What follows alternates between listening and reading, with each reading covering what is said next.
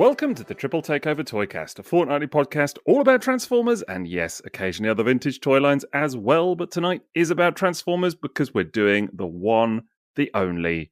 It's Robotmasters, baby. And I don't know about you guys, but I'm well up for talking about this toy line tonight. Yeah, man. We haven't done one of these in ages. Long overdue. It has been a while, hasn't it? It's been a little minute. It does feel like a while. Yeah. Well, we did Beast Wars second, parts 1 and 2. We did Beast Wars 1 and Beast Wars second. No, Beast Wars second part 1 and Beast Wars second part 2. But that was just looking at photos and laughing at toys. We haven't actually got into the meat of a toy line for ages, like properly. I think Sixo did, actually. Yeah, I tried to get into the meat of it. Squid or some bullshit or whatever. I quite like that squid. He was a that. little guy. It's a good squid. Good little squid. I Good tried to squid. get into the meat of the beast. But it's just you God. two have a little giggle. Meat all the time. wars. Yeah. Meat wars. Yeah.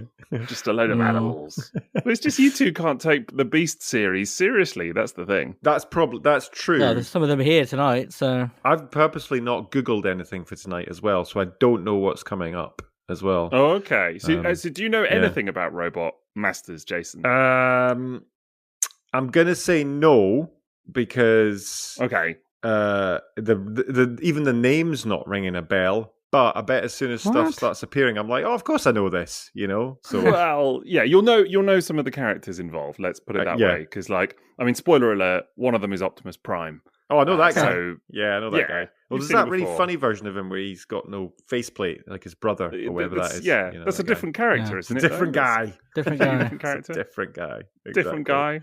Okay, Optimus Prime. So I'm in a comfy zone, shall we say? You'll be all right. You'll be all right. It's not that many toys either. It's a pretty small toy line, but it is kind of a fun one and home of some amazing repaints as well. Some of which you've seen actually.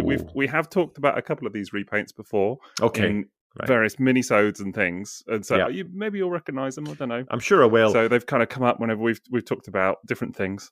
Okay, good, excellent. Well, I'm excited. It's going to be an enabling episode probably for me then, if it's repaints, you know. So I suspect that you may find yourself enabled by at least one or two toys come the end of this episode. I would. Do you think so, Liam?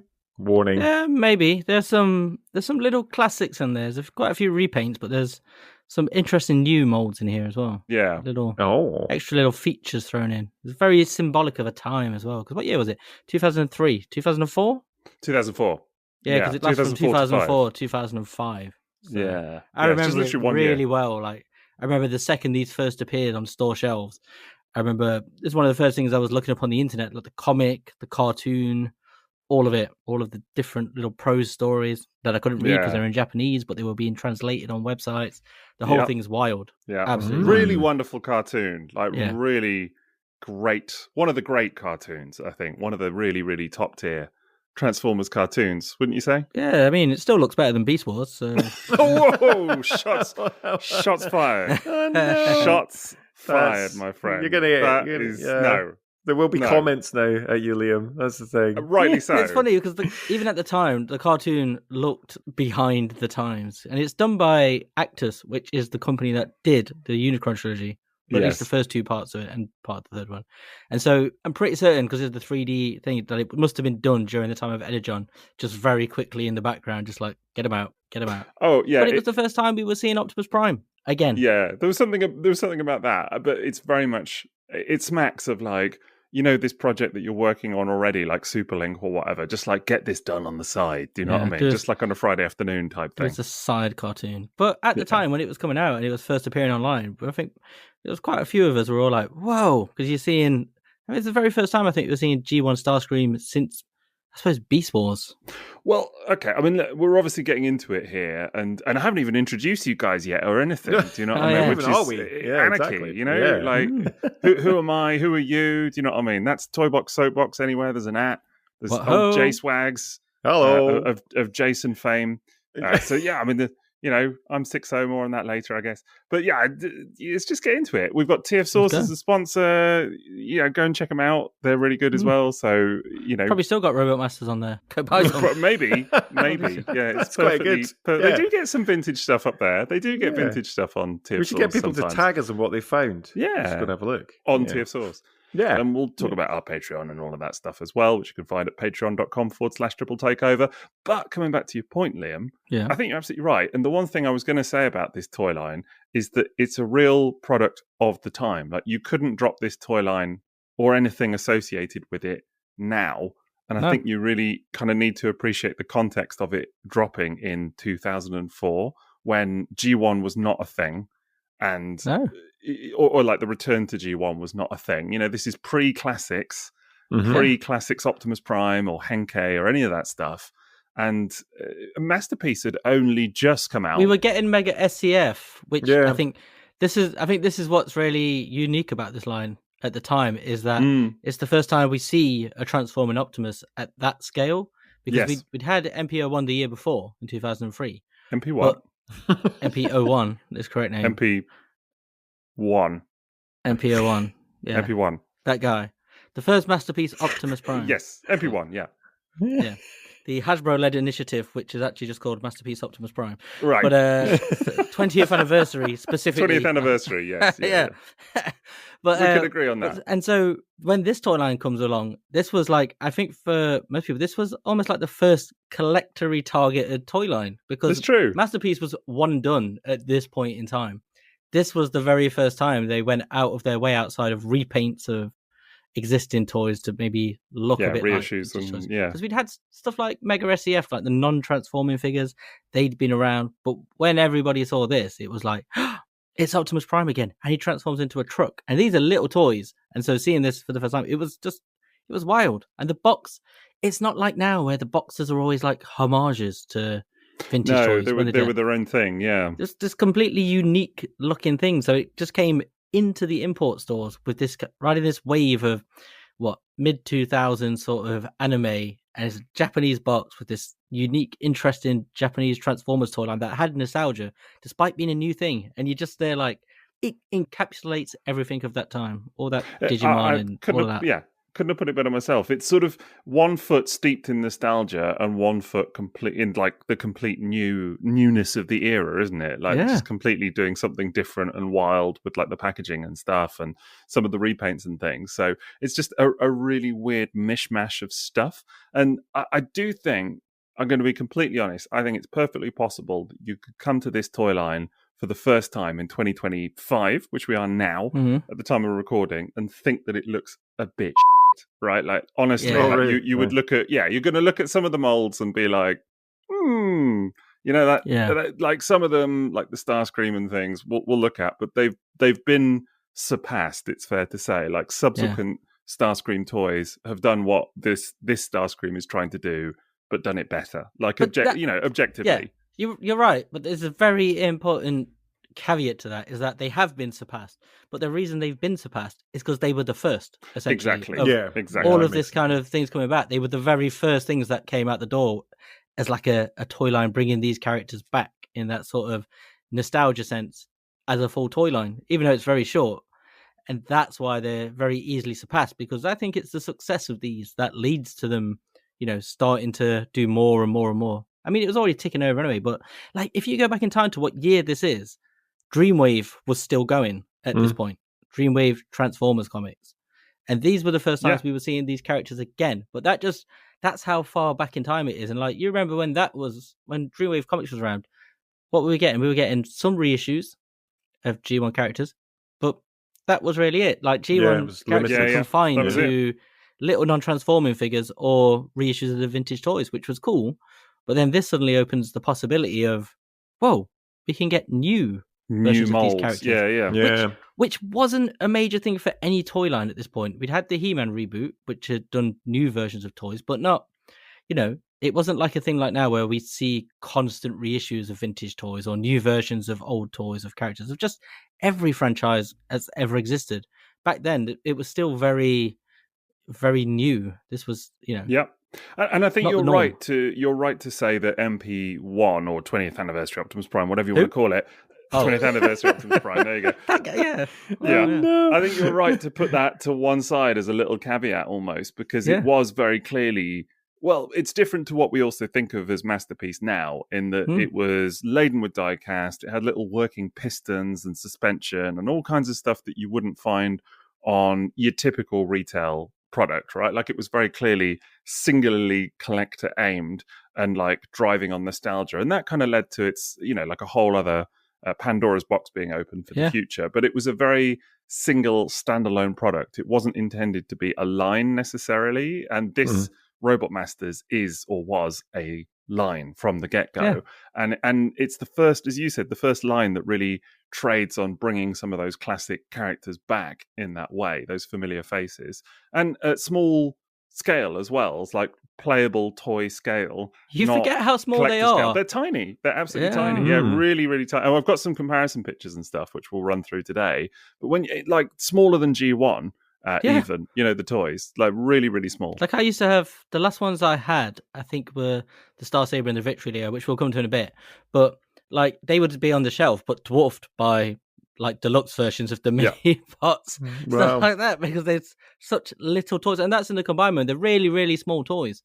But it's kind of crazy because you see it as it's like this mishmash of lines, but you can see then there's still, as much as it's new and it's trading on nostalgia, there's still 1 foot in, 1 foot out, because it's like we're throwing a lot of repaints, and here are a couple of new molds, but it's not like everybody's going to want this as it is now. We're going all in with a brand new line. It is very much just like almost a concession to just like being like, people, there's a little bit of nostalgia showing up. People are a bit interested. Let's just try something, but let's just not go all in. Particularly as the character choices, it's all the big names, isn't it? It's your convoys, it's your Lio Convoys, it's your Star Sabers, it's your Starscreams, it's the characters that people already are sort of familiar with. It's not like it's not like now, like I'm sat here with Legacy Squeeze Play opposite me. Do you know what I mean? It's not that era of nostalgia where it's like, hey, here's this random D-list dude from 1988. Do you know what I mean? It's not that at all. But you're right, and I think the point about, and what I was saying before about that some of these toys have been surpassed or whatever, I'm sort of saying that almost a little bit in jest, because what I really appreciate about looking at toy lines like this, particularly looking back at them, and this is 20 years old now, 21 years old, what I really appreciate about them is the point in time when they were released and the sort of building block, if you like, that brings us to today. And I don't think you'd be seeing stuff like the Earthrise Seeker mold, for example, without Robotmasters having paved the way for it. I think you can totally see the DNA of it, much in the same way that you can see, it's a more recent example, but you can look at stuff like Legends Hot Rod and see how it directly leads into like the Studio series, for example, in terms of some of the design cues. You can see that with Robotmasters through to what they're doing with Starscream toys now, I think. Yeah, that's cool. Absolutely. It's almost like the proto-classics before Classics turns up. It's it is. Very good. Very good point. So whereas Classics then goes, let's modernize these characters, this is very much like it's the vintage toys with articulation. It's funny that we're getting it in Missing Link now, but at the time, this was what we thought that was, if you know what I mean. Like this was give us those vintage characters, but with articulation. And this was the first time they did that properly. Although what's weird, of course, is that we now know that they were considering Missing Link Convoy at this point. Like they had a Missing Link Convoy prototype whilst this was happening. And I guess this is just the route that they went instead, wasn't it? That they decided to do stuff like this instead of that, but it makes sense because Robotmasters. It does, yeah. Optimus, it transforms in that same way, doesn't it? Really, it looks different. It's got articulation, but broadly speaking, it is the exact same sort of transformation. Arms fold back, underneath. The only thing is the hands flipping. That's it. And even they can be removed. They can be removed, yeah. But I think as well, and we said this about Missing Link before, I can't remember where or when, but we definitely said it, which was that, acknowledging that they did consider making Missing Link Convoy at this point in the kind of early to mid 2000s, I don't think it would have had the same level of prevalence and kind of the same magnificence about it as it does now in 2024, 25. I think if it had debuted back then, it would have almost been like, oh yeah, there's that toy that I know. It would have been like, cool. Whereas in a way, seeing new toys of familiar characters was more exciting at that point, I think. Yeah, it was like a window into a future you always wanted, but actually never dared dream would exist. And it's mad because we now live in that future where we get all of that stuff. Yeah. But back then it was like you had the Dreamwave comic, which was reminding that Transformers was still a thing from your childhood. It was bringing that back. It existed, yeah. Yeah, and then this toy line was doing the same, because I know Transformers went continuously, but it wasn't G1 that was continuous, was it? This was that kind of all part of that, the door opening to that. It was kind of just a amazing time. It really was. And I think, that is important, all of that kind of context of when this was, what was going on at the time. And we always try and set this scene, I think, with these kind of toy lines. But I think this, particularly this early 2000s era, is so interesting because the other thing that I think is worth mentioning here, and again, we have referenced this before, is that Transformers was on the rise again. The Unicron trilogy was doing really well. Like with Armada, that had been flying off the shelves. I mean, that was like the hottest toy line of the time, to the point where they were like trying to backfill, they were trying to get like whatever molds they could on the Hasbro side of just like, what have we got that we can use to just like fill shelves, because they just couldn't keep up with the demand. This was when we were seeing Unicron as well. Do you remember? This is the Armada era. So you kind of go back to this point of time, and it's very apparent that G1 nostalgia is bursting through in so many places. It's coming in, It's, bubbling up to the surface, really. Very much so. And I think it's just so important to kind of state that, because I know, and again, I referenced this recently, there was a bit of debate about like, the 2007 movie saved a dying franchise, like it brought it back out of irrelevance almost, and it's just not true. It's absolutely not true. It like took it to another level. It was already doing really well. It just Yes. took it even further. Yeah, I mean, significantly further. Don't get me wrong. Like, significantly further, like 10, 100 times, whatever. But it took it into the mainstream with adults, is what the movie did. Exactly that. But for a toy line at the time, Transformers was big, and it was doing well. And this toy line, I think, is sort of symptomatic of that. It's like, as you sort of said, it's like Takara's first, like, sort of dipping their toes in the water of like, well, what if we bring back some of that nostalgia? What if we start trading on some of that, that familiarity and what have you? So, and for us, like of that age, like say I would have been 19, you would have been in your mid-20s, Jason would have been what, 47, something like that. I was waiting for that. No, but well, you're older than me now. We've established. Oh this. Yeah. Oh no. In the birthday cycle, I forgot. That's you're two birthdays in one. Yeah, but it's just that, like, that thing of what we were all into at that time, and it's so important to remember what that was like in 2004, like where we all were at that younger age, and just this new toy line. And for us, it's their first introduction to a proper Japanese only toy line, because we'd had car robots, but that was then RID. So even though there's different stuff and different paint apps, it still feels like the same thing. And there's a lot of overlap, whereas this was a Japan-only thing. Like some of the molds we'd seen before, but some of it. So it felt like you were stepping into a different place as a not even as a collector then. You were just sort of seeing this new, like the new sort of stuff we would see. When we would see like Macross stuff, and you're like, oh, it's Japanese. It's very interesting. Japanese.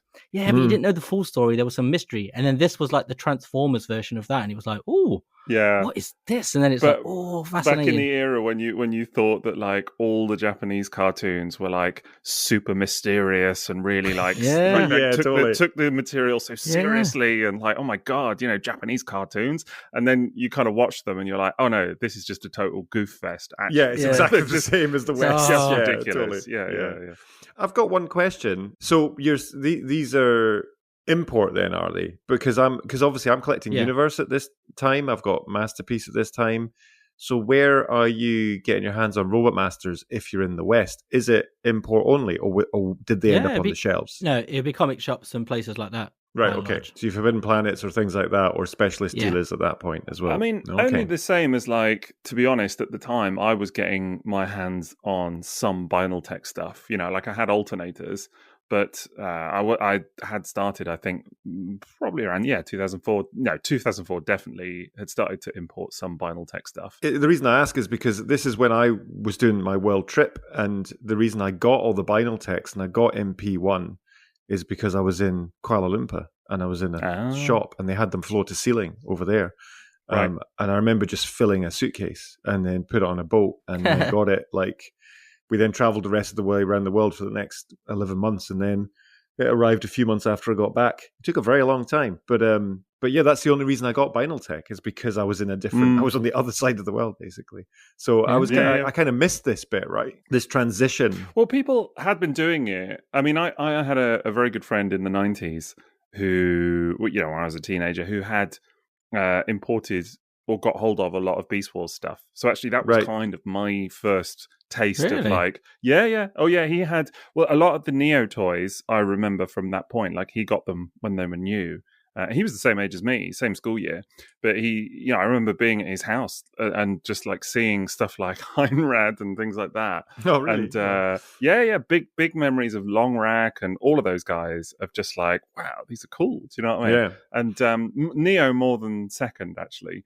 And God, imagine seeing Heinrad as a teenager I know. for the first time. What is Did happening not- on the other side of the world? I did not appreciate it for what it was. I can tell you, I didn't. Yeah, yeah. I did not. I don't think I appreciated what they were. Let's say, like, I didn't. I didn't clock it. Let's put it that way. Clock it. The old clock and balls. But. It's that little butthead laugh there. It is. It was very good. You very said good. balls. Cool. Surprisingly good from both of you. Anyway, so I had kind of become aware that there was this Japanese side to, you could get these toys and that they were a bit different and everything. But I think by the mid 2000s. It was definitely a thing that people were doing, like more so than before. Like, obviously, people have been doing it since the 90s, but a lot of people, like even people like myself, that were not big time collectors at the time, like we're getting a hold of some Japanese Transformers. For sure. Yeah, because we were seeing car robot stuff in import stuff. So, like I remember seeing Brave Max and stuff like that, and then and then seeing Binaltech and things like that. But this just felt, there was just something about this, because I think it wasn't expensive as well, and it just felt like it was like a different thing, like Starscream as a jet again, but the F-14. It's just it's kind of what you were saying before, is that like you got to think that after, I mean, what are we talking here? It's 10 years basically of almost 10 years of Beasts. But even then, after cars had come back, it wasn't the cars that or anything like that. It's all different characters. It's like Optimus as a fire truck and things like this. Whereas this is like, it's G1 Optimus Prime, G1 Convoy. It's G1 Starscream as the plane, as the jet that you remember him as, in the color scheme that you remember him as. It was wild. Yeah, and for a lot of people that aren't like us, who weren't big Transformers fans, a lot of people, Transformers ends at the movie, and time sort of, they move on to other things. That's for a lot of people, not for us, because we carried on. But for a lot of people, it really is. It's like, gets to the movie, and then they're like, there were more toys? I sort of vaguely remember something, but they had aged out of it, of our era. And then, but this again, it's like the Dreamwave comic, and then seeing these on shelves, it's like, oh, Starscream as a jet, Optimus Prime as a truck. Very affordable little toys. It's that nostalgia's kicking back up all at the same time. Yeah, big times, really weird times. But it is important to remember that context, because I think when you start looking at the pictures of some of the toys, and look, I don't want to pretend that like they're all like super hilarious or anything, but they definitely have their quirks to them, right? Like particularly some more than others. Some of them are just outright cool. Some definitely have their moments where you're like, oh my god, do you know what I mean? That is such a product of of the time, The show is a product of its time. The comic is as well, but the toy line very particularly. The comic was drawn by that Tsushima guy. Tsushima is his name, something like that. And he drew the Henkei boxes. So that's why. Oh, really? The comic still looks great. Like, it's a load of nonsense with the Solarium and all that stuff, and that's how all the characters are hopping around universes and whatnot. But they look great. Like, when you saw Optimus drawn in a comic, is in his G1 form, it looks amazing.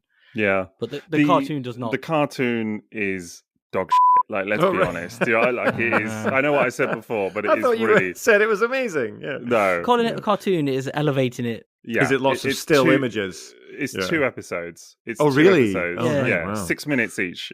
Bit more than that, but a bit more than just still images. But it is very much like, if you imagine, like Energon or Beast Wars in their very, very, very worst, they are still miles better than this. Right. Okay. Wow. Oh, it's night and day. Like, you can't really compare this to any of the like legitimate, despite what Liam said earlier, any of the legitimate Transformers cartoons. Do you know what I mean? This is like, the kind of the intro animation from Generation 2, where they've got that really kind of like early CGI. Do you know what I mean? Yeah, And like yeah. that. It's like if you made a cartoon out of that. Right. Okay. Yeah, the so G2 janky as hell. advert is what it reminds me of. It's like a slightly above that, but It's not above very that, much. but yeah, not enough. Yeah. Because there are a couple of cool shots like this. I always remember one where Optimus is like leaping through the air, like that looked cool. Why couldn't anything else here have looked cool? Yeah. And this is a show with Star Saber flying around as a kind of a main character. Oh, right. Wow. Okay. He's just like, yeah, it's not great. But there is one great moment, and with a character who I'm going to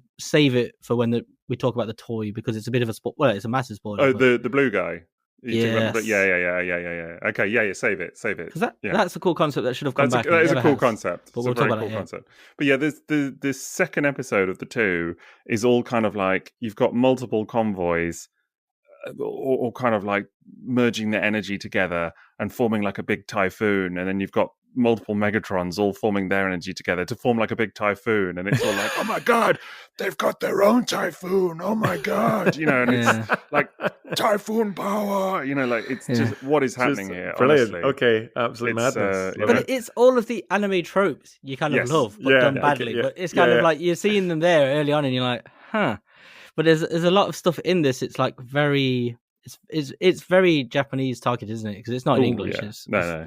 And like even the DVD itself was packed in with some of the toys, but not many. But a lot of it was spread out across. Like, do you remember like Dengeki Hobby and stuff like that? And so this, it's like it was like a real early introduction for me into this kind of world of Takara, because you sort of knew about it online, but this was like you had to be looking for these things online to find out what was actually going on in the story and people translating it, because it was so spread out across so many different things. Yeah, very much so. One thing that is weird, I think, is that they refer to Optimus in the cartoon specifically as G1 Convoy. That's really? What the characters call. Yeah, they literally call him, "Hey, G1 Convoy." You know what I mean? It's really weird. Just to make it clear, it's like this is what it is. Yeah, because you also have Beast Convoy, as in Optimus Primal, as well, is also in it. So wow, so wild. And we're still in the early eras of this being called Generation 1 as well. This is kind of this is that being really solidified in this time.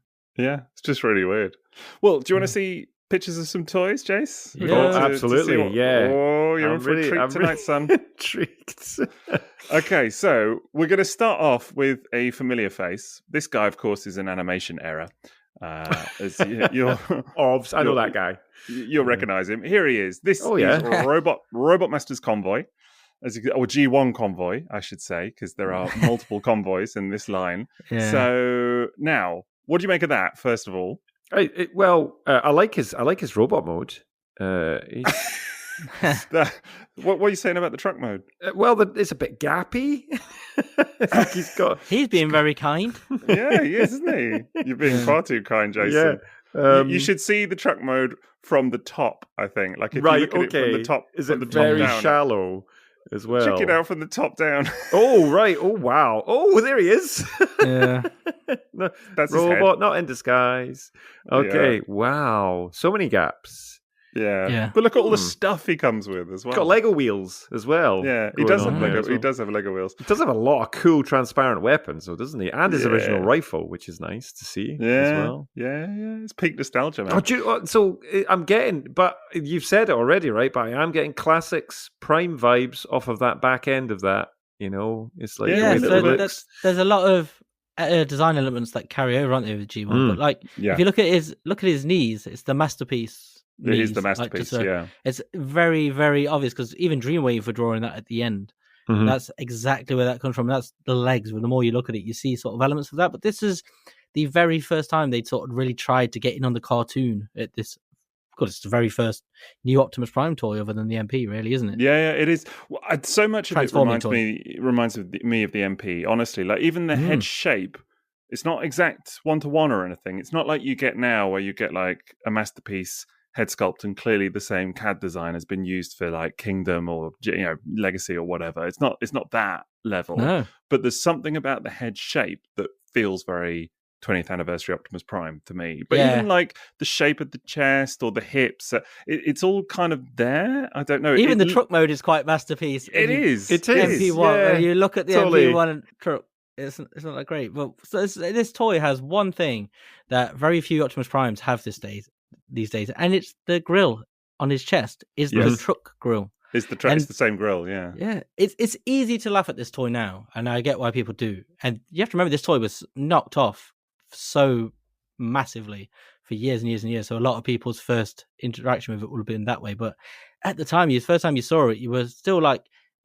maybe a little bit rippy. But at the same time, it's like, oh my God, it's Optimus Prime. There he is. And he's looking. Yeah. It's a posable one I can manipulate. Yeah, pretty posable, actually. I was going to ask that. Yeah. Has he got... He's all ball joints. You said missing link earlier, and just those upper right photos that you've got going on there, it does look like he's got... so we're talking ball joints now, are we? Because we've gone through Beast Wars, obviously, so we've got ball joints. Ball joints in the hips and shoulders and that stuff. Ball joint, in the arms and that. And, in terms of accessories, he's got his Energon axe. It's got his classic rifle, as you said earlier, Jason. He's got some additional bits as well, but he does have little pop-out fists, so you can swap the fists over as well for a bit. So it's got the his iconic clear rocket launcher. Yeah, very Prime. Yeah. Exactly. Well, okay. So the hands, the reason he has two sets of hands is they're both the same, but it's for different size peg holes. I was going to ask his own gun, and one for this, because these extra ones were, I think they come from an abandoned Microman line, don't they? And they're sort of that's they're unused weapons from that, and that's why they are then thrown in with all of these characters. So all of these characters, you'll see there are repaints from like RID, like the Mirage or Regia is a Skid Z and the Machine Wars Mirage. Yeah, but he comes with a gun that he never did, and they all do. They all come. All of the repaints. Every single toy in this line has additional weapons, like the repaints. They all have additional weapons versus what their old molds, the old versions. And they're all from this Microman line, which I think was called LED or something like that. But they never got made, and they're all thrown in here just to kind of give them something extra. And it's kind of fun, but some of them are very silly, like, as you'll see later on one of the Beast Wars toys. That makes no sense. But this one, you're like, it's kind of silly and kind of fun, but that's why he has two sets of fists. Yeah, that's cool. I know you said you were going to do comparison shots, so that may come later, but what size? Is this... Well, I'm pleased that you asked that, because check out my next picture, which is him versus the G1 toy. So, and it's, you can kind of see there the scale that we're talking about. I mean, significantly smaller than the G1 toy. Yeah, he's not much bigger than an Action Master then. He's kind of like Action Master to his elbow, maybe? Yeah, not much bigger, certainly. I mean, there's a picture here of him versus the G1 truck mode. So you can kind of see there. So yeah, definitely smaller. And, I always mean to mention this at the start of these sorts of episodes, but if you are listening to this at home, or out and about, or wherever you are on the loo, then you can actually get, if you're on our Patreon, then we will drop these pictures that we're looking at onto our Discord. So if you're a patron of ours, then you can get access to all of these pictures. We'll dump them on the Discord. If you're not a patron, well, you. I'm joking. No, sort it out. Joking. Yeah, exactly. Yeah, get on our Patreon. Come and join the fun. Yeah, exactly. No, I'm kidding. But you can find them online, of course. But, a lot of them are on TF Wiki, to be fair. It's so nostalgic. Look at it. And I remember the first time I saw it in the light piping and, in their eyes and stuff like that. Yeah. It's all new, all different. And it's funny how you look at it now, it looks quite janky compared with new stuff. But the feelings come straight back of how I felt at the time. I was being a bit, controversial or whatever earlier when I was joking about it. But I do think it's easy, as you said, it's easy to look at this now and think, God, it is a bit janky. But at the same time, in the context of what it does for the sort of ongoing evolution of the toy line and getting us to the point where we are now, you kind of have to respect it, I think. Like, obviously, there are things like the visible head in the truck mode. Like, it's right there. There's no panel covering it or anything. The head is just there. I don't know what you mean. I can't see a head. All I can see is some sort of weird glass. Yeah, like a light, maybe. Yeah. Yeah, there we go. See, use your illusion. It does. It does have a lot of odd bits and bobs though, because even in his kind of chest panels, he looks like he's got like a tiny little Lego camera in there. Comes with like the minifig. It does a bit, doesn't it? Yeah. And the pivot point on his I know that they've done it's cool that they've done the rotational fists. So you were saying earlier, Liam, that you can rotate those so they're part of transformation. You don't remove them, but the fact you can see the peg hole for the pivot point on that and stuff as well. Yeah. It's all very apparent, isn't it? It's like again, I think some of that is down to the scale going on here because it's such a small toy, and so it's not. I think it's hard to look at these out of context now and sort of not think of them as like big things like MP1 almost. Yeah. Do you know what I mean? Whereas it's not. It's really small. So I still have the gun for this, but this toy has a very, very famous flaw, which is the waist is made of like a clear plastic. Oh, clear plastic. And this happened to me many, many years ago. I twisted it and it snapped, and it happens to a lot of them. It's a sad thing. So for years I had a very broken in half Optimus. Eventually went in the bin, but I've still got the gun somewhere. Yeah, Yeah. Why is it? Just because the part is it part? Does the waist part become part of the windows or something? Is that why it was a clear plastic, or was it? I can't actually remember, to be honest. Yeah, I just remember that it was clear plastic. Yeah. It's a really odd place to put it. Just one of those things they shouldn't have done. Right? Yeah, or maybe that thing they didn't know. You know, it's that thing, wasn't it? They do these things, they learn, and they go, "Oh yeah, well, let's not do that again." Yeah. There was a bit of that around this time. I mean, the other one, of course, is the Superlink Convoy, not the Power Ranger one with all the additional drones and everything, but the singular version that came with Kicker and what have you. And then you've got the Grand Kicker's the always fire. He's famous for it, isn't he? Yeah, well, the Prime as well has clear plastic knees. Yeah. Within the knee, it's clear plastic. It's on the joint. And the Grandfire, what was it called? Grandfire? I can't even remember that. But the Fire repaint, the orange one as well, is the same of that. Wow. And I have that Fire repaint, the orange one, and the knee on mine is broken. Just because it's just so fragile. Just the way it is, still stands. You can still stand it up, but it is annoying because it's just like just turned it one day. You got to bend the knee, and it just comes apart. So it's one of those things. Clear plastic joints. Yes, not great. So which they did kind of stop doing it, but I think in that sort of 2004 period, it was a thing for a hot minute there, unfortunately. So, do you want to see the packaging for this, Jason? I would love to. Yes, Liam, you sucker for a box. Get a little dose of nostalgia. Yeah, go for it, man. Check out that for some packaging. Right. Okay. Yes, I've seen these, and I saw them in Asia on the shelf. There you go. So I have never it looks like handled a Gundam them, though. package, doesn't it? Yes. So these were in the same shops that I went into where I got my Binaltechs, I got my MPs, and all that stuff. But they were, it's I had a limited room, but that is the flashback right there.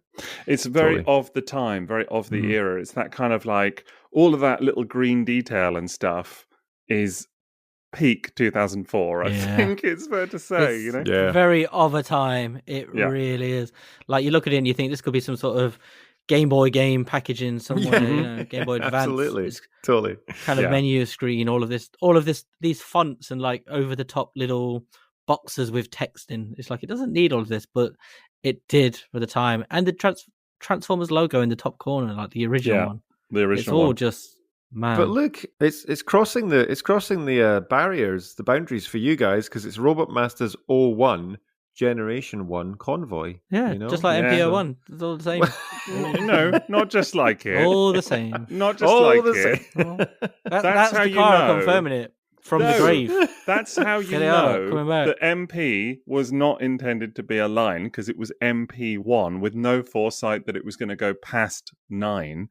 Whereas this is RM01 because they knew, or 01, because they knew it was going to be a line, right? Like they were like, we're going to make this a line. That's how that's actually quite a good argument, that one. Yes, thank you, Jason. I know, right?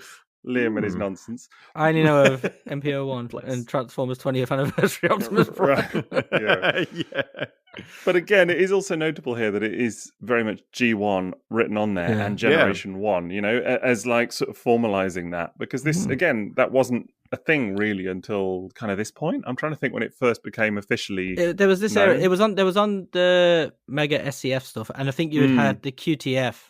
The early Korakyu Transformers, where you have I've got some of those. Yeah, totally. the Rodimus with the pullback motor, and there was an Optimus, and Megatron. And it was a Megatron gun. and a black Megatron. Yeah, It was still early doors, certainly. Yeah. So, and is this also got the Transformers? I can't tell, but it kind of looks like the right logo. If you look top closely, left, doesn't it? I think you can see it. Yeah. The Transformers. Yeah, it's cool. Yeah. So there you go. That is Optimus, and then there was some repaints of this as well. So we may as well just drop those now rather than coming back to it, because although this was RM01. And these releases came later. There was a DVD edition with shiny paint. Wow! I was waiting for you to drop this guy. Yeah. This was He's nice, like candy coloured. That's lovely. Yeah, the colours here are amazing, and he gets the 2 Autobot badges on him. But he gets yellow eyes, black gun, and it's the DVD version, isn't it? Because the other one comes with burning Beast Wars Convoy. Burning Convoy. Right? Yeah. I think so. Yeah. That's how mad Robotmasters is. Well, some of the repaints are wild. But yeah, this is cool because, this is 2004 as well. So same year as the original release. But then a year later, 2005, you get this one, which is also very cool, I think. Wow. Oh, yeah. I've just been enabled twice, I think. Oh, there you go, Jason. This is a bit harder to find, this black one, fair to say. That works way better, though, doesn't it? Because the black kind of blends with the missing bits in the old modes. It just works better, doesn't it, actually? Just the two simple colours. This one looks very dead. That's what I've always thought about this one. It does look like a sleep mode. The dead Optimus, more than a Nemesis Prime or anything like that. This one just very much does look like dead. Well, this is from that cool era that I love, when black repaints of Optimus Primes, which were still in their infancy at this point, because you've got to think, like we'd had black Lio Convoy, that had been a thing. We'd had Scourge, or Black Convoy in car robots. But that's the thing. A lot of them, like Nucleon Quest was an Autobot. This is an Autobot. MP1B was an Autobot. And obviously Jafcon was the G1 Prime. And so we were still in that kind of era where a lot of them, it doesn't have any teal on it or anything like that. It just literally is a black Optimus Prime. And I think that's kind of cool. I really kind of like that. I like the what is now Black Convoy with the teal and the Decepticon logo and everything. That's cool too. But I just think there was something kind of weird about a black Optimus with the red Autobot logo. It just sort of hits a bit different. It does. It's good because it's like he's wearing it because one of his mates has died, and he's wearing it in like tribute to them for years later. Do you remember that phase where Optimus wore black? It's like, it's after all his mates died. He's gone goth in the movie. He's in mourning. That's what they should call him, Mourning Convoy.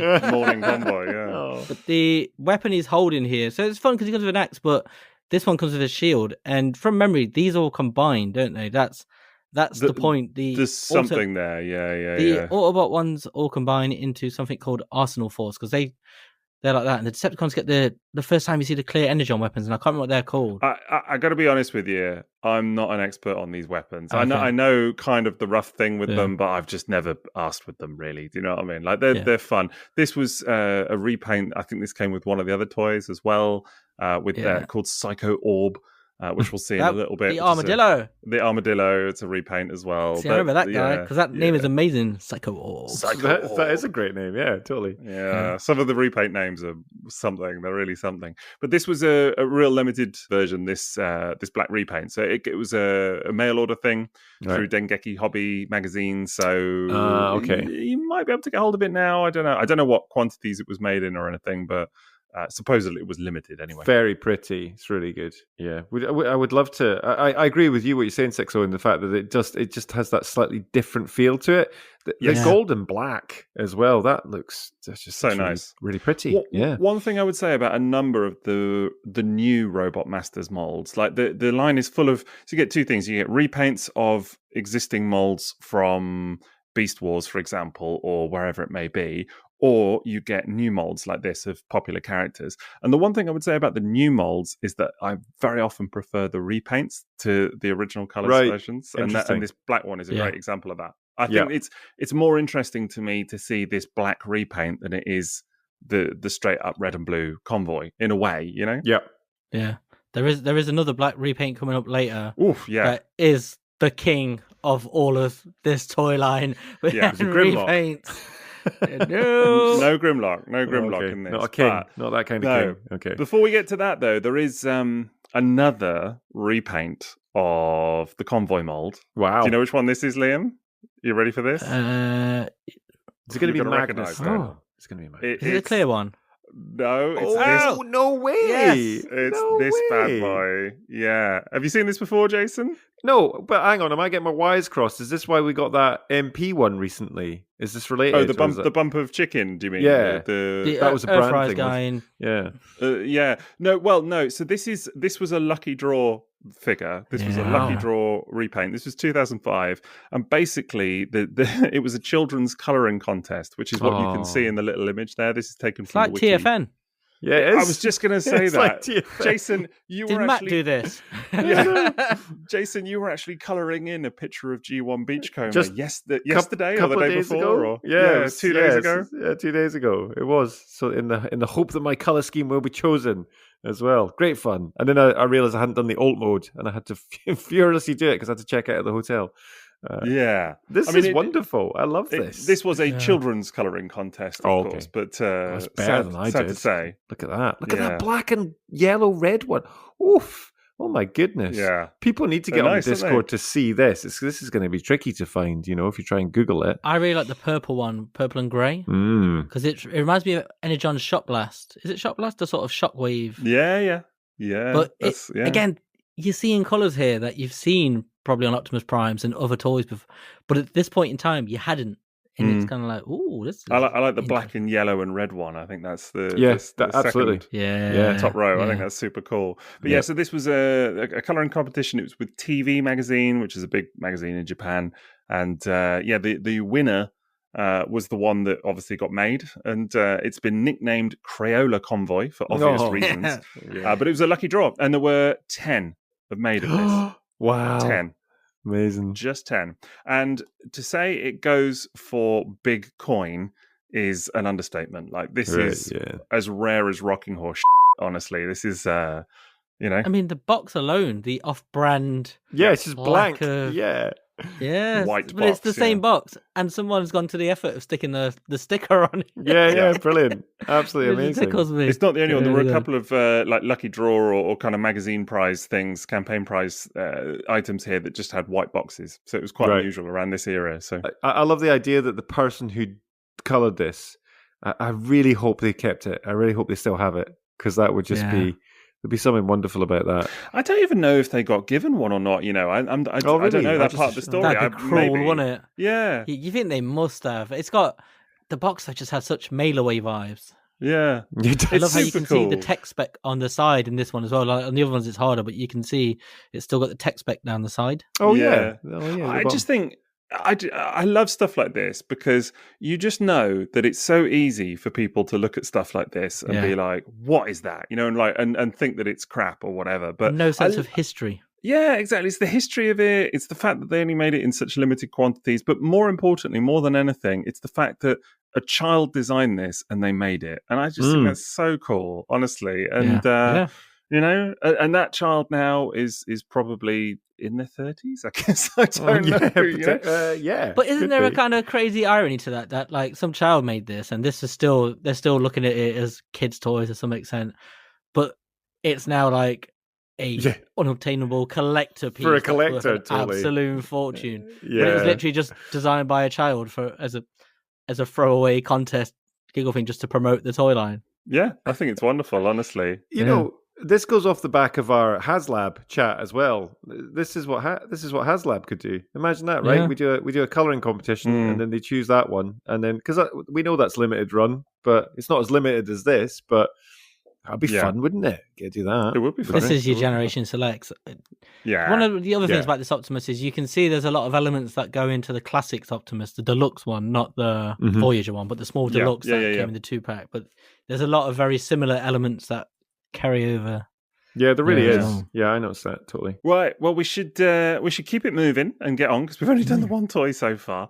But we're on to something a little bit different now. And of course, it's Megatron to go opposite that. And Jason, you might have in your mind's eye, a picture of what Megatron in this line might look like to go opposite that Optimus Prime, the classic G1 Optimus Prime. Is it going to be a beast? It's going to be a beast, isn't it? Good guess, Jason. Because yes, there it he is. With the saddest T-Rex mode Megatron's ever had. Even in this picture, it looks like he's like trying to squeeze one out. He's like, God, he's got cramps. I've been on the old paracetamol and codeine. I haven't been for days. He's got that vibe, hasn't he? Not gonna lie, it does have the image of my dog when he needs to go out to do his business. Do you know what I mean? It absolutely has that look about it. But with this, so I'm only remembering back to the time, but there was a lot of talk about how this one was the first real crack at a more cartoon accurate looking robot mode, like the colours. It's the same with the Optimus Primal as well, and but yeah, the look, the kind of anime look, because it's got the silver head and that kind of stuff. And then they throw a Decepticon logo on it. Yeah, it's got the Decepticon logo very prominently on the shoulder there, which is bizarre. Face. Oh, he's so sad. It's just... the tail can come off as well, can't it? Off the tail can, so that you can see in the two pictures just here, the little tail can actually come off, which is a nod to the animation as well, because in the Beast Wars animation, he wears it like a glove, basically, whereas on the original Beast Wars Megatron toy, the Ultra toy, it was just part of the hand. That was the hand. It had no removable thing or anything. So yeah, it's a little bit of a cool thing there, but it kind of has strong knockoff vibes, this one. It does. I don't know. Yeah, it really does. Even the fact that those, and I know it's just the photography, but each of the colours, it's like purple, kind of bluey purple, and then pinky purple, lilac colour, It's like, it's always had that though, hasn't it? Even all the new molds, as much as they were nostalgic for them, even at the time, you're like, wow, it's kind of crazy. They still always had this like vibe of just being almost just sort of off-brand, like just kind of like very much so. Very much so. Official. Check out that for a T-Rex mode. Honestly, he's so sad. It just does. What is that? What's going on? The proportions are all over the shop, and I know that T-Rexes do look a bit janky at the best of time, but it's adorable, isn't it? I quite like the flash of teal at the back. That's kind of cool. Yeah. Oh, he's got such tiny little eyes on his T-Rex ones. It's kind of crazy though. Already we're seeing this like real mishmash of characters from different universes pulled together. Already in 2004, and it's long before now where we get Legacy where they do it all the time and every tournament. That's true, actually. Yeah, really unique. Yeah, really strange. Just the idea of like RM01 is Optimus, G1 Optimus, and then 02 is this. It's completely wild in a way. Because like RID padded out its line with toys from other things, but it made them into characters in that universe. Yes, it transferred them, didn't it? Yeah. So you see, it's not Bruticus, it's Ruination or whatever. Yeah, absolutely. It's not Megatron, it's Bludgeon. Those kind of toys. Even the toys that they pulled in always got like a sort of new name and a different characterization. The thing I always love about that is that they had like, I've even lost count, but I don't know, 8, 9, 10 separate Megatron toys in the one line, and like they're all different characters. It's just absolutely wild. So, but here you can see, talking of Megatrons, here you can see Robotmasters Beast Megatron with the original Ultra toy, and of course, again, you can see it's significantly smaller. But as Liam said, it kind of hits the animation notes in a way that the original didn't, and it's that weird thing where obviously the animation model is based off the original toy, and then this in turn is based off the animation model, so it's that kind of like slightly strange evolution. Yeah, it's very emblematic of the vibe that this toy line is like a prototype for what would come later. Yes, like all the figures, it's like they're working out the kinks very early on. It's like, we're going to do a more cartoony style one. Then you look at it and kind of just chuckle because it's still, it just looks like a sad version of the same thing. But you're like, but they're trying to get there already. Like because it's going to be cartoon accurate. It's classic Takara, and then it just sets up what will come later. It's fair to say, I think, because...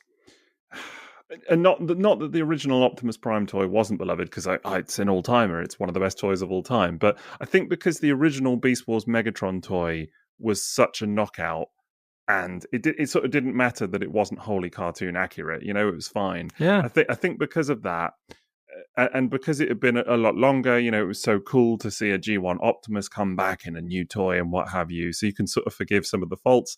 This doesn't land in the same way for me. No. Do you know what I mean? This is like, this just looks a bit goofy. and a bit silly. I don't think we're quite at Beast Wars nostalgia at that point, because it's only been about 8-9 years since the original toys, and Megatron was still around in various like Beast machines, the repaints and stuff, weren't they? Like, I think it's a little bit different. The gap of time isn't quite so big. Very different. Well, this was, this is 2004. So, end of Beast Wars was 99, kind of, 98, 99. So it really wasn't long. And as you said, Beast machines had not been long off screens at this point, really. So, the nostalgia was not quite there. But even the toy itself, I don't know, it just doesn't hit in quite the same way. No. It makes me think of So my son got a long time ago. Well, not a long time ago. He's only 12, but we'd gone to the museum in Edinburgh, and you can get those third-party dinosaurs that you get in a museum and stuff like that. And it's a lot of shell foaming and that kind of thing. But the look, the feel of the plastic of that, it's really hard plastic and really tight joints, and it kind of gives me that kind of vibe. Yeah, but also the type of toy that comes with a bottle of bubble bath. I nearly said that, man. It looks like a shampoo bottle toy, right? Like it really does. Exactly. I nearly said that. It really does. Maybe that's what it's trying to squeeze out. Yeah, squeeze it out. I know. Bubble bath. Oh. It's the bubbles, though. You wonder what he's been eating. He's been on the curry. I think it says everything about this toy that the last picture I posted of it on our little Discord chat, Liam has put a little heart emoji on it and a crying, laughing emoji as well. Rolling on the floor laughing. The laughing one, because it looks like it's like that sort of, don't you talk to me and my son ever again. Yeah, totally. That old chestnut. Now, I said earlier that I thought that in terms of the new molds, that actually some of the repaints were more interesting than the kind of classic colours. And I stand by that, because check this out. This is every new mold in this line that's done has a repaint of some kind. And so it is with Beast Megatron. And this, I think, is actually same mold, but I think this is actually pretty interesting. Oh, wow. Oh, yeah, there we go. Yeah. Gold and black again. Yeah. So, there's never been, other than this that I can think of anyway, a black repaint of a Beast Wars Megatron toy.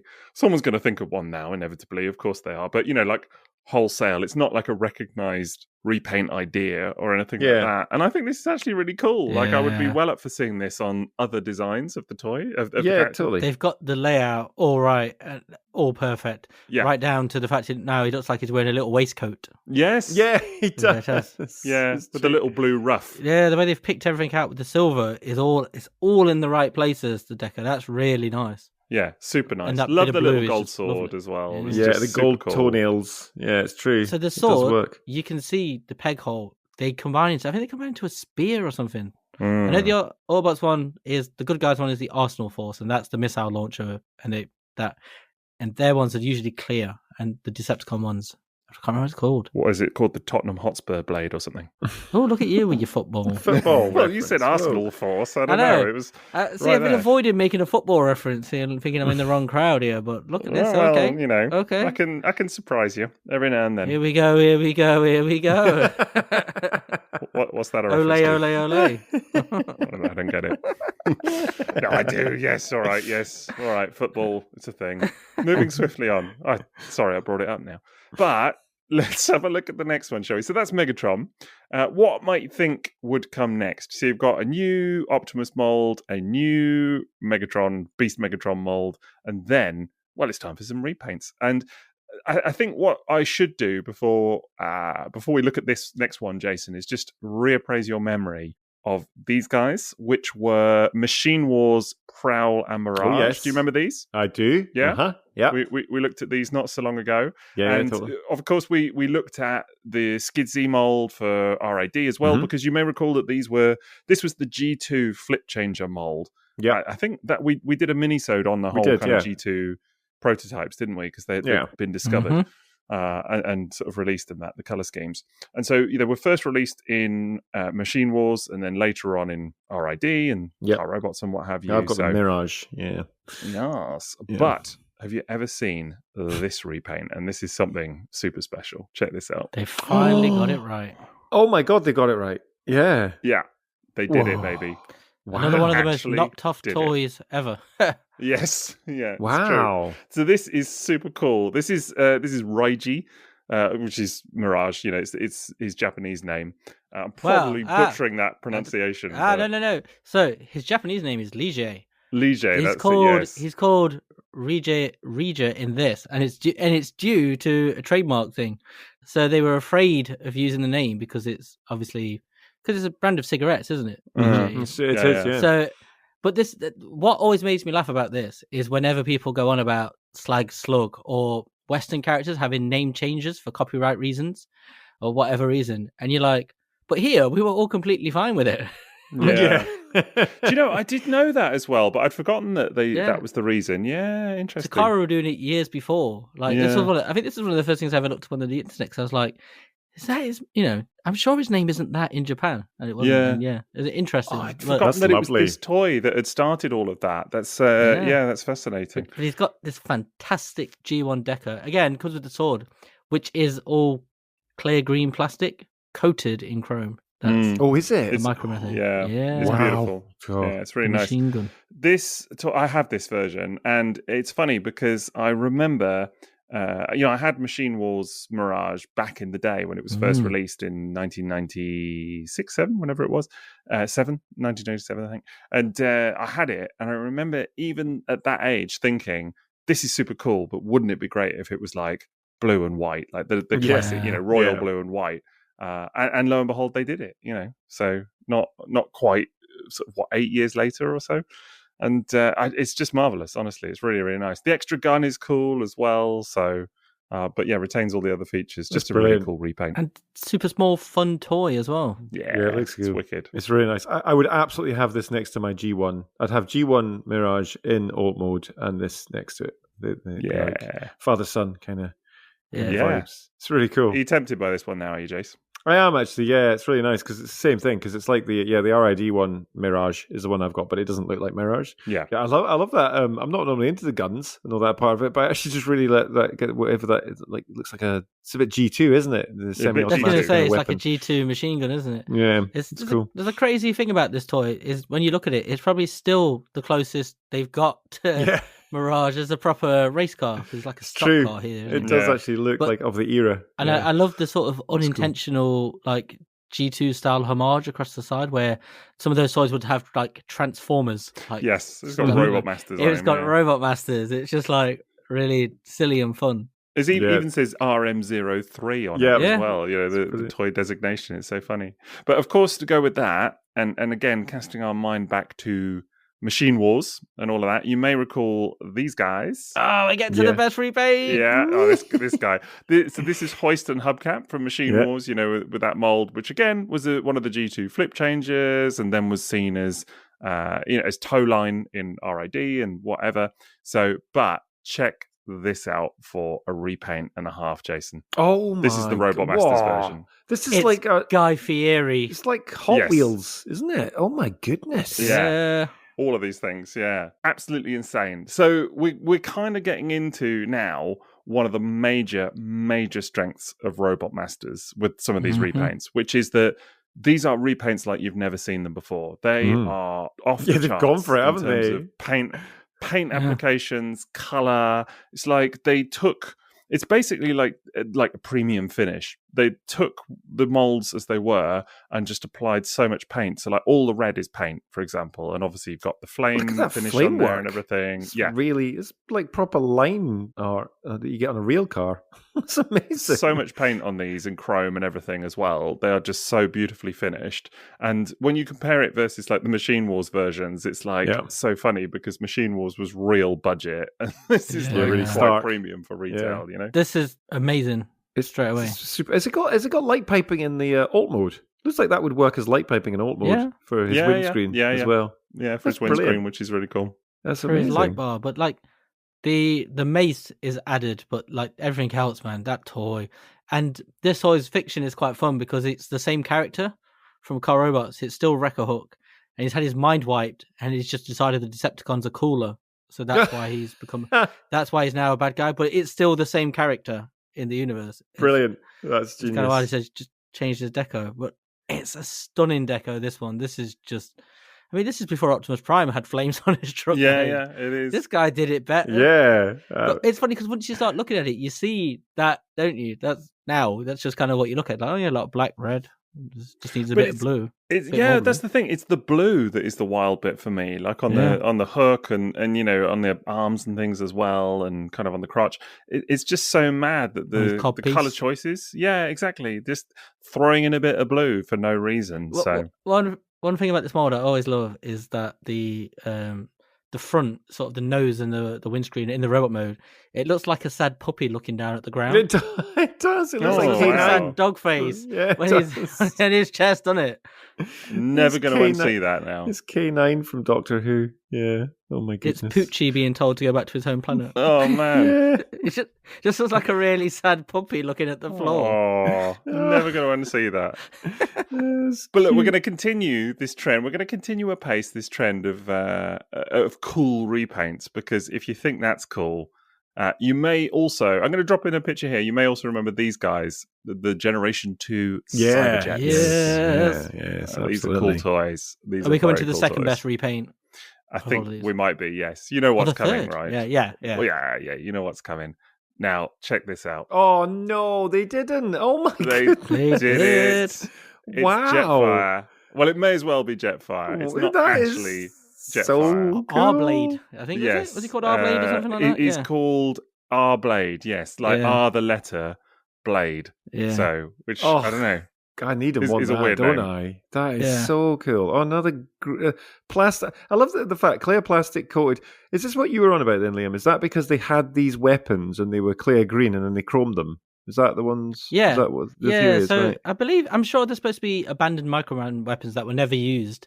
And so they've got this green clear plastic and then they've been coated in chrome, because some of the other ones, the Decepticon ones, they're also clear green plastic, but they're not chromed. Chromed, yeah. But you see here, you can see them, which makes them obviously very fragile going to these tiny ports years later. It's a beautiful figure, that, isn't it? This I love that. is one that I need and want. I don't have it, and I absolutely have to get it. It's cool. I think I saw it at Toy Fu at TFN one year and almost bought it, and I'm pretty sure Dan, our friend Fancy Dan, did. He was the person who bought it. But it's you look at that deco and you look at the amount of conversation that's been had about Jetfire, Harmony Gold, Bandai, they can't use the deco or the whatever. In 2004, they did.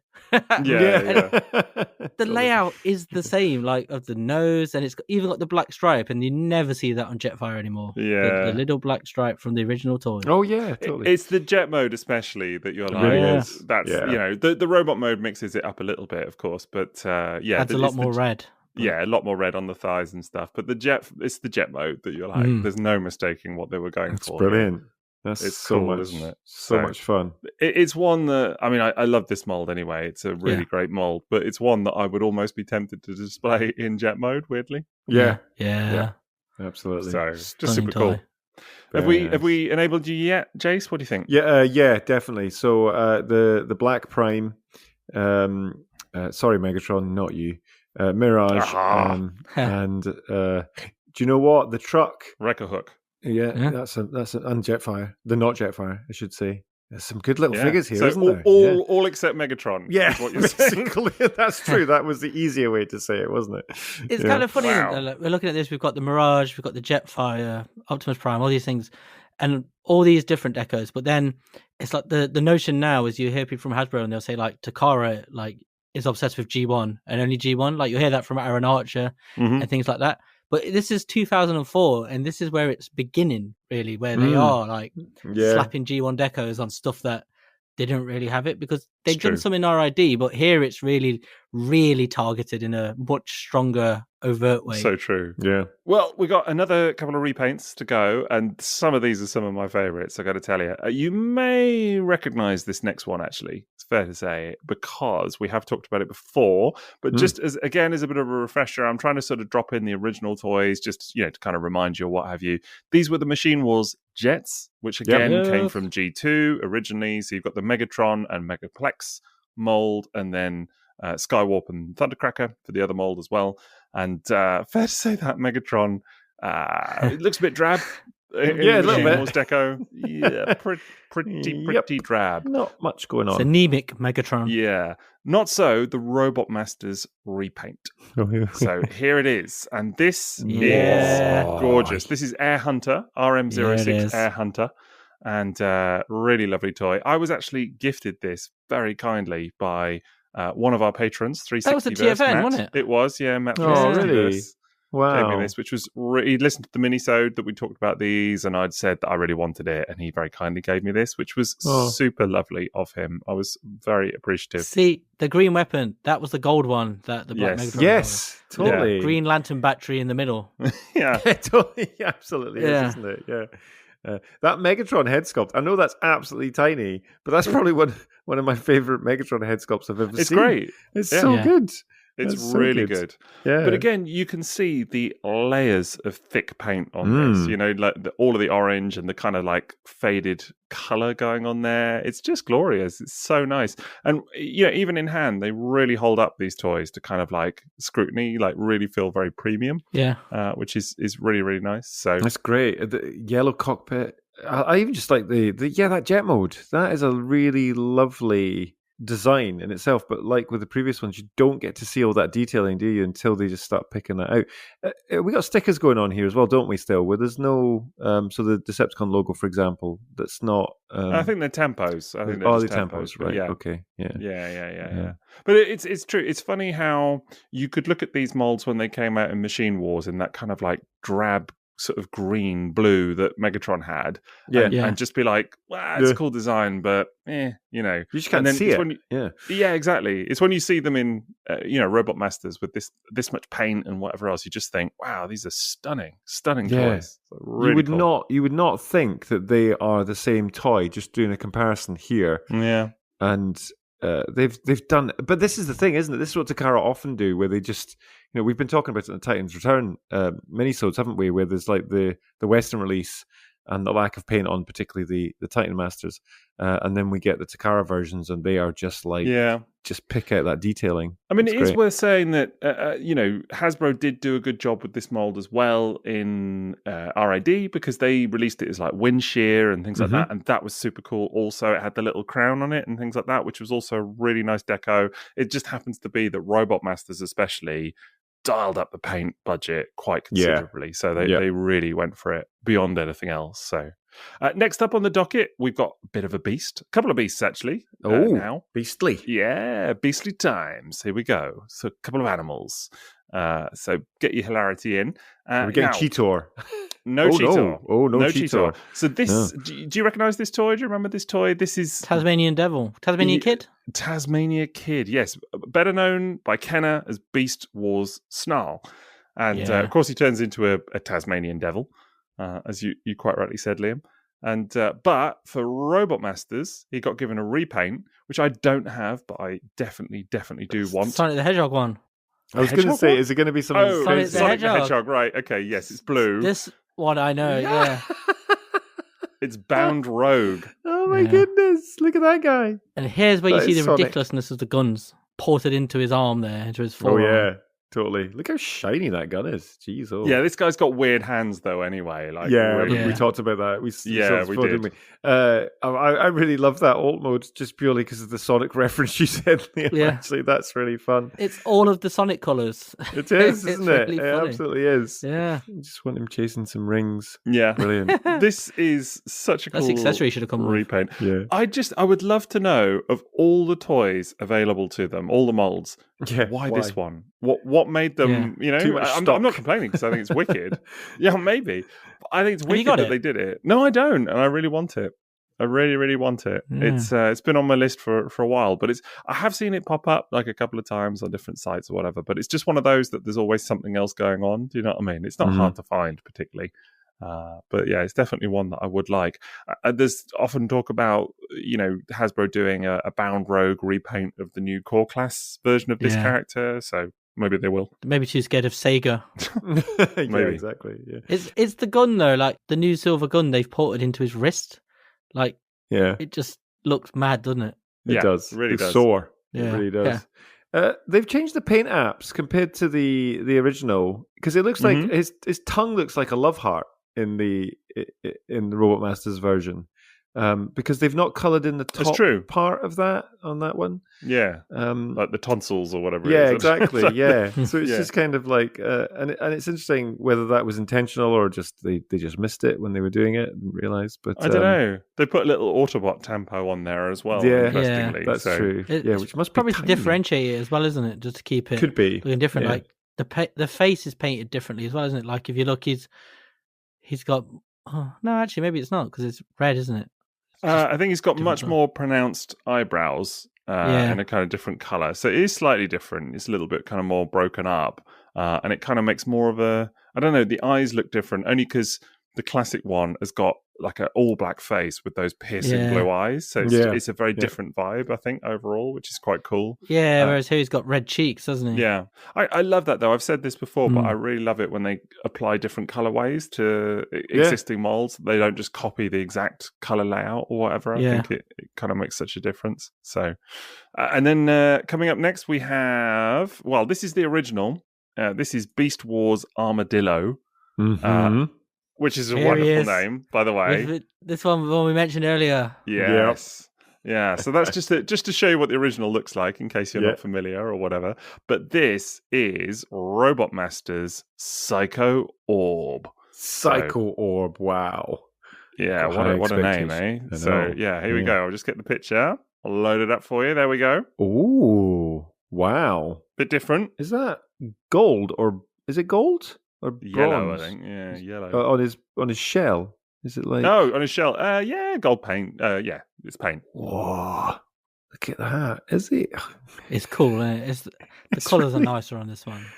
Do you prefer this one, do you, Liam? Yeah, it's just there's just something about it. I think it just feels more kind of evil. Yeah. I think the red just kind of reminds me of Pterosaur, but as an armadillo. Yeah, Pterosaur, but an armadillo. Yeah, fair enough. Yeah. But the colour layout is the same in the way the head folds down there. But whereas in the other colour, it looks like a completely different dude. And I kind of, I dig this. I really dig this as well. This is another one that I don't have, but I absolutely have to have. I mean, I'm a sucker for Beast Wars repaints anyway, so this has to come home with me one day. Are you? What? Yeah, I know. I know, right? I've never mentioned it. I am shook. Never mentioned it. Oh. That's what the later is, there's more on that later. It's about my love more of them later. Beast Wars repaints, Even more, exactly. Yeah. Well, I tell you what I like about the repaint is that in the robot mode, I think the robot head is working way better. He does look a little bit like a really drunk guy. He looks like he's like a drunk sailor who's just coming from the rain. He does. He just looks really quite knackered looking, doesn't he? Got one of them hats pulled down over his head. Like them, and his nose is really red. That's the original as well, though. But kindly stop ruining these toys. Sorry, we call him Old Man of the Sea. Old Man of the Sea. It's cool. I really like it. We call him Sinbad. Sin, but with a hyphen, bad. Sinbad. You can call him that if you want. This from the man that brought you MP01. Sinbad. Sinbad. It's not that bad. I'm moving on. Now, we've got more Beast for you, but this is New Mold Beast. And you're going to recognise this straight away. This is another Convoy. It's Mr. Beast Convoy, or Optimus Primal, if you prefer. And look at his little gorilla face there. Sad. He looks so sad. It's like someone just bought like the last packet of crisps that he wanted in the shop. The last just gone packet in of to bananas. Yeah. Is he wearing he's trunks? got that kind of like he's looking for a rainy window look. He does, he does. Oh no! Oh no! That's what he's saying. Oh no! It's the look on his face. Oh no! Look at that elbow bend. That's a big gap, isn't it? Yeah, there is no elbows there. Yeah. No elbows at all. Yeah. So this is the thing. This is. Hang on. Wait. Sorry, I've just looked at his groin. There's another animal hiding in his groin there. No, it's the Sid from Ice Age. It's Sid from Ice Age. But that's on every Optimus Primal toy. You must have seen this before. I remember right? you shared it with me before. Yes, but I was like, I'm amazed Takara didn't sue DreamWorks over that. Yeah, but even if you look at the Kingdom one, I'm going to post a picture here of the Kingdom Optimus Primal toy. That is pure Sid from Ice Age. Pure Sid vibes, just look at that. Look It at really is, isn't it? It totally looks like Cyber it. Sid. Oh my god, it really is. Absolutely. teeth. Cyber Sid. Yes, The Cyber Sid. teeth. That's so funny. Sid groin. This is Sid after he's been captured by that machine in Superman 3 that turns that woman into a robot. Yeah, it's a robot. It's yeah, what totally. happened to Cyborg, Sid. yeah. RC. That's Yeah. what happened to No, him. RC's God. circuit Yeah, it's breaker. horrible, isn't it? Cyberized. Yeah, but it's on every version. The masterpiece, the original. It's like, once you see it, you Brilliant. cannot unsee it. It just It's so ruins funny. every Optimus Primal Yeah. The toy. Sid thong. The Sid thong. Oh And my it is, goodness. the Sid thong. Sid thong is very prominent on Robotmasters Beast Convoy, I'm afraid. Yeah, so but that one on the masterpiece is really obvious as well. That's so funny. that's the Kingdom, yeah. But this version it's a bit the kind of same as the Beast Megatron in that it's essentially taking the original toy and kind of downscaling it, but then throwing in a bit of animation flavor as well. So, and all of these toys, what's interesting about Robotmasters is that they're not the same mold by any stretch, but they obviously take a lot of inspiration from the original toys in this case, but they remove all of the kind of spring-loaded gimmicks like the flip-out weapons and things like that. So you do still get the pop-out guns, but they're just kind of manual.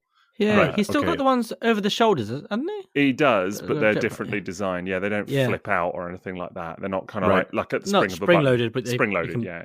yank them you- out, can't you? Yeah. So in this case, he's got two pop-out guns in his arms, one in each arm, like he does in the cartoon. Whereas on the original toy, I think it's on the right arm. It was like the little like sort of mace weapon thing that was stored away in there. So that's slightly different. So here you've got a little shot of him with Beast Megatron, so you can see the two of them together. Oh, look at that. Scale not really working there, I wouldn't say, but Nope. Less Robotmasters, more robot shatters, really. wow. Look at, they both just look sad.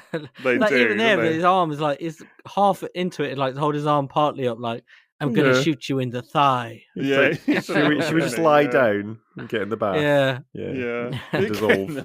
it's not our time. Yeah. But again, strong bubble bath vibes with It this totally guy, is. right? Yeah. Like, Absolutely. It there really is something They about both it. look like you'd get like the titanium figures that didn't transform, like the small non-posable figures. They've Totally. got that vibe, don't They they? do. Like, They do. They do. do. The SCF figures and stuff like that as well. Do you Yeah. know? I suppose with the beasts like this as well is that is an issue because they suffer from being that much smaller, and Yep. I think that's part of the issue, really, isn't it? When you think about it, it's very difficult to make something at that scale. Exactly, and I think it's the fact that they look so close to the original Beast Wars toys, the Ultra toys, which were big. Yeah. They look like they should work in the same way, but they're just not as impressive. So But they've tried to give them more, haven't they? Like they've tried to go in for the articulation a little bit more, and it's not quite working out. That's what a lot of this line feels like they're prototyping, trying to squeeze articulation into toys that maybe didn't have quite as much, and in a lot of places not successful. But with old Primal here, he's got little ears. Does the original one have that? Because I have the Kingdom one. I don't think he has the ears, but I just can't stop seeing his little grey ears. Oh, what, in the gorilla mode? Yeah. The original's got ears. Yeah. The original it definitely does have ears. Yeah, you're right. The Kingdom one doesn't have ears, but the original toy does. Yes.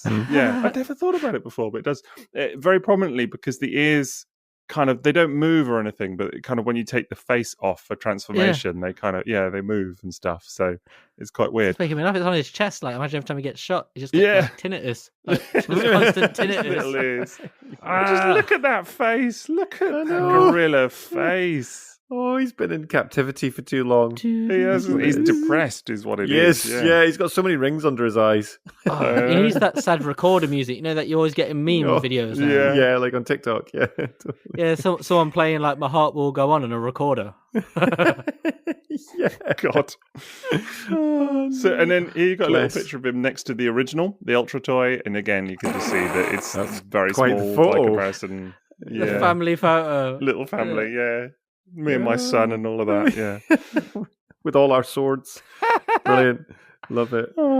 But you can see primal and primal. Primal and Son. But you can see that they've obviously given him the animation accurate mouth in the robot mode as well. So, versus the original toy. So there's some There's It something here. just looks like a little guy wearing an American football helmet or something. It's a weird one. It is but a again, weird one. I think it's the repaints that are more interesting in this case Oh. because there are two, which is really interesting in it by itself. Because you've got this is not the first time this was done, but you've got Burning Convoy, which is here. Yeah. Oh, check that guy out. Oofed. This was my first introduction to Burning Convoy. The first time I saw this, I was like, what the hell is that? Because this was the other one that came with a DVD. Yes, it did. I wasn't as aware of Beast Wars as much at this time, so I hadn't really seen the old Burning Convoy, but this one I was like, the hell is this? Yeah. What? It's like someone's frozen a can of Tizer. I mean, I think a lot of people had a similar reaction when they saw the Masterpiece figure because that, whatever year that was, I remember when that was announced. It's a reference to Robotmasters, so I bet somebody thought that. Maybe. But I remember at the time it felt like some people obviously hadn't seen the Beast Wars second, movie, the little mini movie, and so they didn't get the reference. And of course, then suddenly you've got this like candy red repaint of Masterpiece Optimus Primal with like gold lipstick and the gorilla mode dropping, and people were just like, WTF? What is this? So I think it's the same thing, really. So I love this next picture because it's the Burning Convoy family. There you go. You've got the Masterpiece, the Robotmasters, and the original. That's good. All lined up. That's really good. And it kind of makes me, I've got the Masterpiece and I've got the original, so it kind of makes me want to get this little dinky Robotmasters version. In fairness, it works this mold way better. It does. Than the other one. Yeah, it does. Hides a lot of its flaws, I think, because it really does. There's so much transparent plastic; it's hard to focus on. Yeah. Although the golden aubergine shoulder cannons are kind of a thing. Yeah. Yeah. Very much totally. It's like it's going to be milked. Oh my god! Why are my tits up there? Oh my god! Actually, now that you mention it, the golden cannons are really quite. Yep, suggestive. Yeah, they're a bit Cronenberg. Yeah, exactly. Yeah. I know. It's kind of worth getting just for that now. I don't know. It's a choice, isn't it? It is a choice. God, it's a real choice. He's cold, I think. Yeah, that is something. Oh my god! I hope he gets himself checked for testicular cancer. Yeah. Don't know what to say about that at this age. So yeah, I do think that this wears the mold better than the original, definitely. But the second repaint is also quite cool. Now, I'll show you a picture, but this was another limited black version, needless to say. Oh, okay. So here you go. Ooh. See, this, I have a slight soft spot for this. Not because it looks particularly great, but it reminds me of like Diaclone, but when I was a kid and you would see that sort of toy and it's always like black and red with silver. Yeah. Chromed pieces. Very classic colour scheme. That. Yeah. And it's kind of like facial expressions hilarious. Yeah. But I don't know. I don't know if I'm convinced on this one, partly because his chest is just a face to me now in this one. I'm focusing on that. Chest or crotch? His chest and his robot mode. Just seeing like a kind of skull type thing right now. Okay, I thought you were talking about the Sid thong again. No, this not is that like, bit. What if Primal was actually G1 Megatron colours, isn't it? Yeah, it is a little bit. Yeah, it is G1 Megatron, very much so. It's a weird one because it also old prostate blasters there sticking out the. Yes, we've seen them. It is a weird one though because it kind of almost has knockoff vibes to me a little bit as well. It does. Yeah. That paint scheme in the beast mode, it just feels like that'll do. It's like going past on the conveyor belt, done. And that's it. Yeah, one quick squirt and and they've kind of finished. Yeah. So this is another one, a bit like the black convoy that we saw, the G1 convoy. It's a limited black version basically, so through Hobby Japan magazine. So and it was slightly limited or whatever, so I've never seen this one in hand. These pictures are from our friends the Mapes, who you might recognize. All right. So it's from their collezione. It's a very impressive collection that they have, and obviously they've got this thing, so I think it's kind of cool. It's cool because it's different, maybe, and I kind of like the silver, like on the little pistons on his shins, and like his pop-up guns are kind of silvery, and I like the silver on the chest as well. And it's like proper silver as well, not just like silver paint. So, is it? Wow, it looks silvery to me. Again, I've never seen it in hand. So it just really has that late 70s toy vibe. It's cool. It just looks unique, really different. Yeah. Certainly unique. Let's put it that way. So, I mean, if nothing, if nothing else. And I don't mean that in a bad way. It's unique, but it actually is. It's something a bit. But different. if a parent says that about their kid, then you're kind of like, oh, okay. He's unique. Yeah, I know what you're thinking. Yeah. Well, kids are unique, aren't they? All kids are unique. That's true. All kids are unique. So now we're going to get back onto familiar territory now because we've got Starscream coming up, and I'm totally interested to see your reaction to this one, Jason, because I forgot we hadn't done those. Yeah, well, I've been sitting here waiting, and I'm like, is it all going to be old school? So no. Oh, really? Through them. Don't worry, we are getting through them. Yeah, we're getting through them, but we've not got that many more to go. But this is Starscream. Here we go. Oh, it is old school. Wow. Oh, but it's also. Okay, so this is what then just becomes classics Starscream, doesn't it? Basically. Yeah. It is like a proto-classics totally Starscream, is. But you could totally see what they're going for, I think, with it. But I'm not convinced it quite works.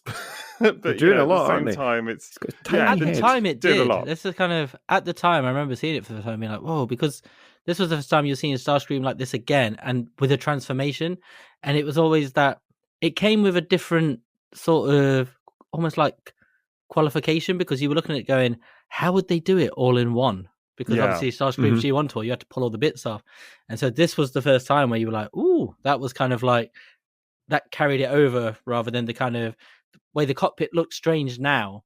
Then you were so like mystified that his arms stayed attached and the null ring but like the other bits. And he had legs and stuff like that. It's that kind of, again, you're like, he doesn't look like the cartoon completely, but at the time you were like, oh, he looks like the cartoon, if you know what I mean. Like, there's a different perspective on him. And the jet mode is great. Well, I was just going to say, great. Jet mode is really good. Yeah. And again, remembering the size of this thing, it's not a big toy by any stretch. So it's smaller than the G1. In proportion, it's the proportions, isn't it? On the robot mode, that's where they've not been able to quite make it work, which was then when the classic, which does work very well, they've sorted that out. But he just, and maybe it's just the photo as well, but he just looks like he's got quite big clog feet going on. Yeah, no, he does have big clog feet, definitely. That's the cockpit, isn't it? Mainly, like if the cockpit was like higher a couple of centimeters up slightly, you'd get much closer to what you're looking for. But at the time, I remember being like, that looks wrong. But at the same time, you're like, whoa, it's that. We were still bewildered by seeing these things again. Do you know what it makes me? It makes me think of like not a cosplay, but like a kid's Halloween costume. It's kind of got the big feet going on and tiny little head poking at the top, which would be the kid's head.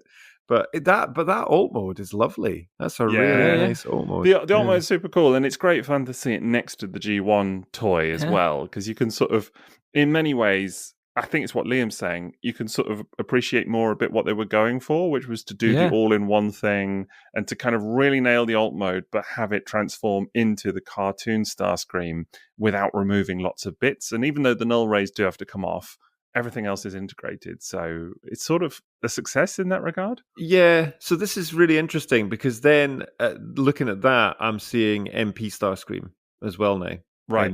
And this is it was interesting what you guys were saying at the beginning about what this became, and without this, we would have. I understand now. We'd have those gaps, wouldn't we? The fact that they've done all this engineering and learning at this point, and going, all right, well that worked, but this bit didn't work. So, that's one of the interesting things about this is that it transforms a lot like the original. Like the parts stay on, but they go into the same places. So that's why the chest looks weird, because it rotates in the same way. The arms still fold up to tuck under like this, or over in a similar way, and so do the legs. It's all very similar but new, and you can tell that they're testing out stuff. And I think this is the first one with the chest rockets, as we'll probably say, isn't it? From the cartoon. I think this is the very first toy that had them, which then would go on to become a staple, because the masterpiece is still years away at this point.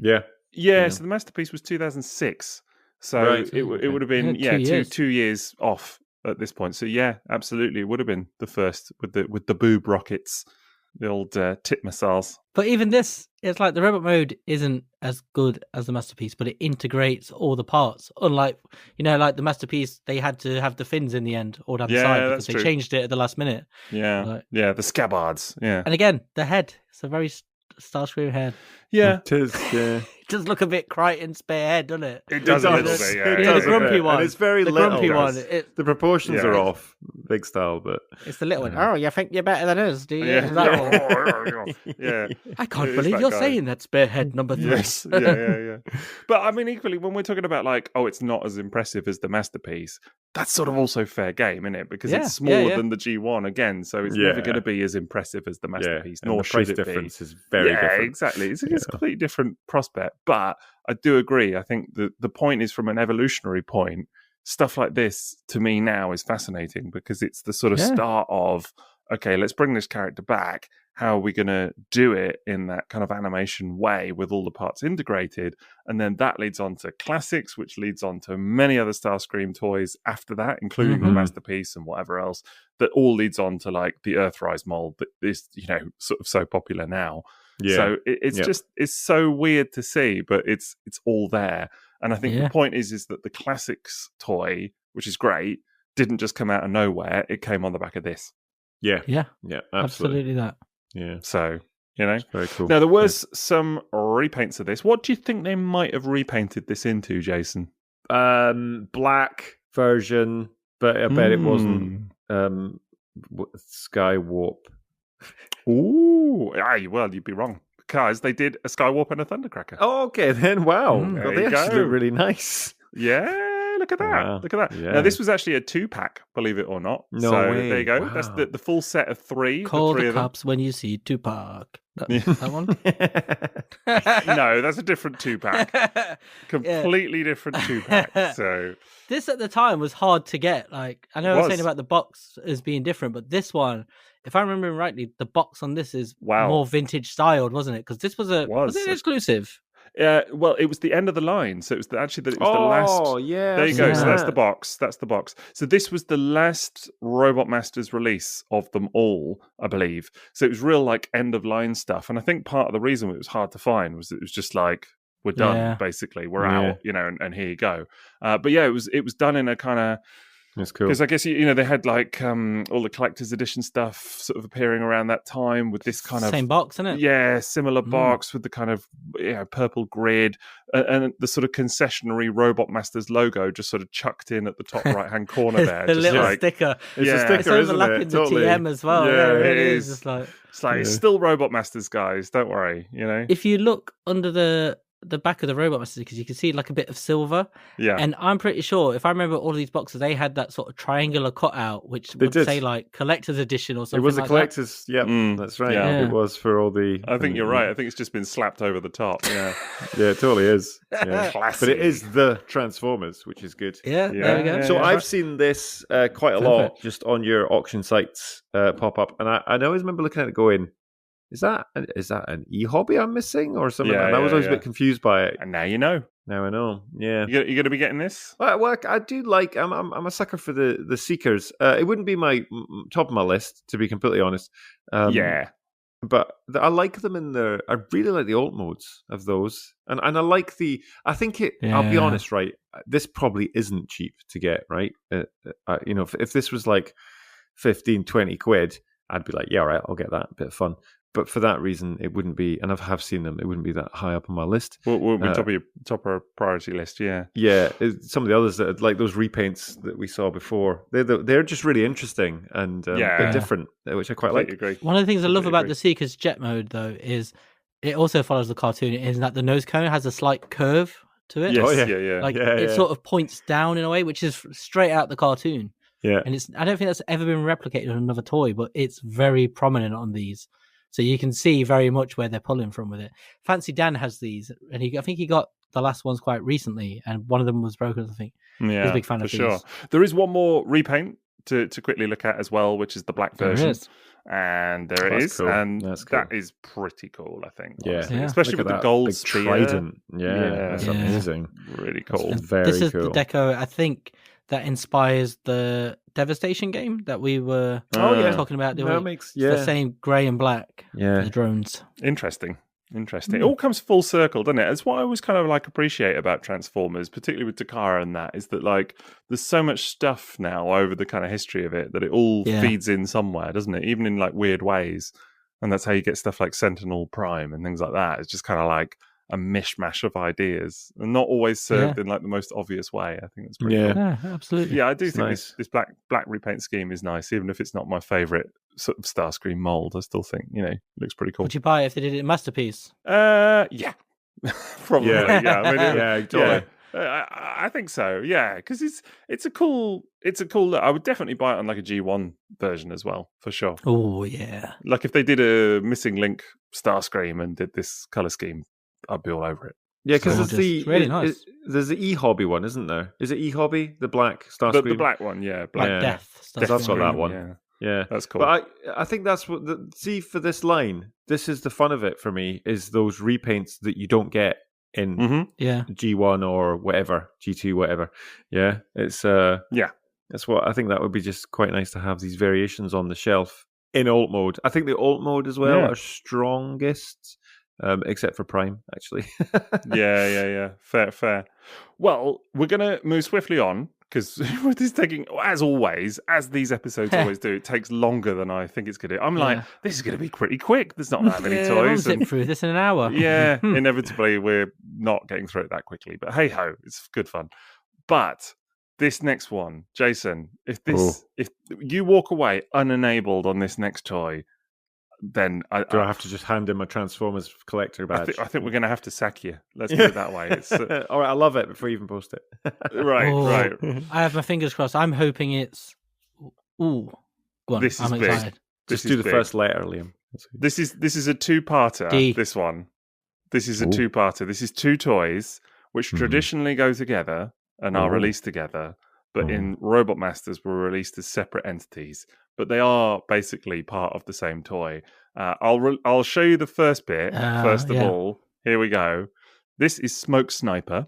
So there we go. I recognise this guy. You recognise the mould, and then of course with him, separate release, but they do go together. This is there we are. There's my guy. Yeah, this is Gigant Bomb. Wow. So this is what I was going to say. So I remember when this toy came out, me and my friend Tom, he used to work in a shop called Another World.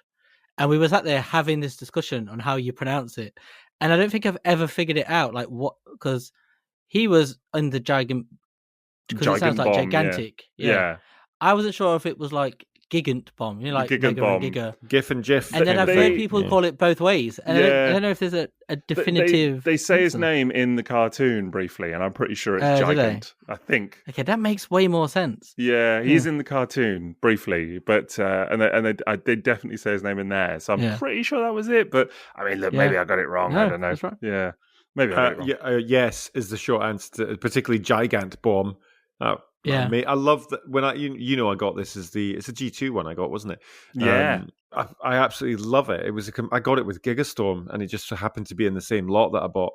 I didn't actually necessarily intend to get it, but I loved it. I absolutely loved it. Now, did you get the blue one or the black one? The Beast Wars second version? Blue. I'm pretty sure it's blue. The blue. So it was the G2 blue. Yeah. Okay. Yeah. Because I linked you earlier. I don't know if you saw. I linked you to a listing for the Beast Wars second one. I was like, is that what that was? Did you see that? I was at work. I was having a frantic day. Nice. Okay, that's cool. So is that the one I've got then? Is it? Is that or is that the? No. I linked you to the Beast Wars second, the black one. Oh right. Okay. Nice. Oh yeah, because we talked about that, didn't we? That's like the one that actually looks like the proper. Yeah. Stealth bomber. Looks like the unreleased G2 Megatron version, but this version is super cool. So I mean, of course, these two toys, although they are released separately here, they're basically part of. I mean, you can't have one without the other, really. Totally. I guess you could. You could, but they slot go together. They slot together, literally. Yeah. So it's totally worth having both. This colour scheme is I think this is my favourite of the colour schemes of this toy. Exactly. True. What I was going to say. That like kind of mauve colour with the very light blue. Is that? It's really nice. Yeah. Well, it's all paint as well. The little kind of like lilac-y, mauve, purpley colour is all paint. this is definitely my favourite version of this mold. These are some of my pictures, actually. So here you go, just to kind of show it, show it off a little bit, I suppose, more than anything. So gorgeous! Yes, it's the colours is just so nice. Look at that, and it's really all nice. So lushly painted as well. It's just beautiful. Yeah, that finish is like. I remember this confused me so much the first time I saw it because it looked so far out of place with the other ones, because it's such a mishmash of toys. And it was just like, this one is massive. The rest are all mostly tiny. And then you got this like ginormous set, and it just felt like, what is this? Yeah. Yeah. Totally. It's like, it's that guy from RID again. That mold, yeah. I mean, here you can see it with some of the other versions. So you've got it with the RID version, the green one, the classic G2, and the Beast Wars second version. So, and they're all nice. God, look at them all. Yeah. Gorgeous. Just a beautiful set of toys, really. So that's superb, yeah. Yeah. And then, of course, you've got it in this little tank mode as well. And Starcom mode, we like this. Yeah, it totally is. And then indeed the little jet mode as well, with the kind of Gatling gun thing coming down the bottom. Smoke sniper shoved up his arse there. Yeah. It's cool. It works. It really does. It's not that small a jet mode either. I remember I was really surprised how big that is. And that weapon is that we were chatting about the fact that you can get accidentally shot by different missiles. Oh yeah, that thing's lethal. It's like a rapid fire. Can I ask you how many attempts it took you to get these photos with the missiles staying on? Not that many. I don't know. I don't really recall. But yeah, they're not the most robust. It's fair to say. But I can't look at mine without one of them falling out. Yeah, it's carpet bombing. Not attached at all. Yeah, that's its job. The wings. They look great. But, I got to tell you, I think this is one of the Transformers toys of all time. This is like one for me that is just... I loved the G2 version when I first got it back in the 90s. I loved the RID version when I got that. I've loved this repaint. They're just all wonderful, honestly. A rare toy as well, where every single deco of it is a top-tier toy on its own. Yeah. Like, there's no deco that isn't spectacular. It's one of the great toys, and it's kind of a shame that it's one of that always seems to drift in as either like a repaint or at the end of a line, and most people don't like consider it like a real main toy, if you know what I mean. Yeah. Whereas it is just absolutely whoever designed it having the best day of their life. Yeah, it really is.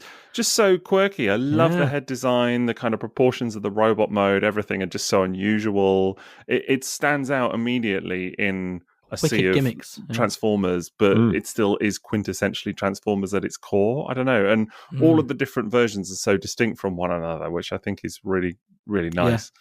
And I love the yellow on this as well. I just think that adds something. Yeah, it makes it pop, doesn't it? That's a really good color combination. That sun yellow with that blue. It's nice. So I definitely can't recommend this enough, Jason. Fair to say. Yep. No, I'm going to go and have a look. Ooh, you're just making a list now, aren't you? am basically. Yeah, God, that's true.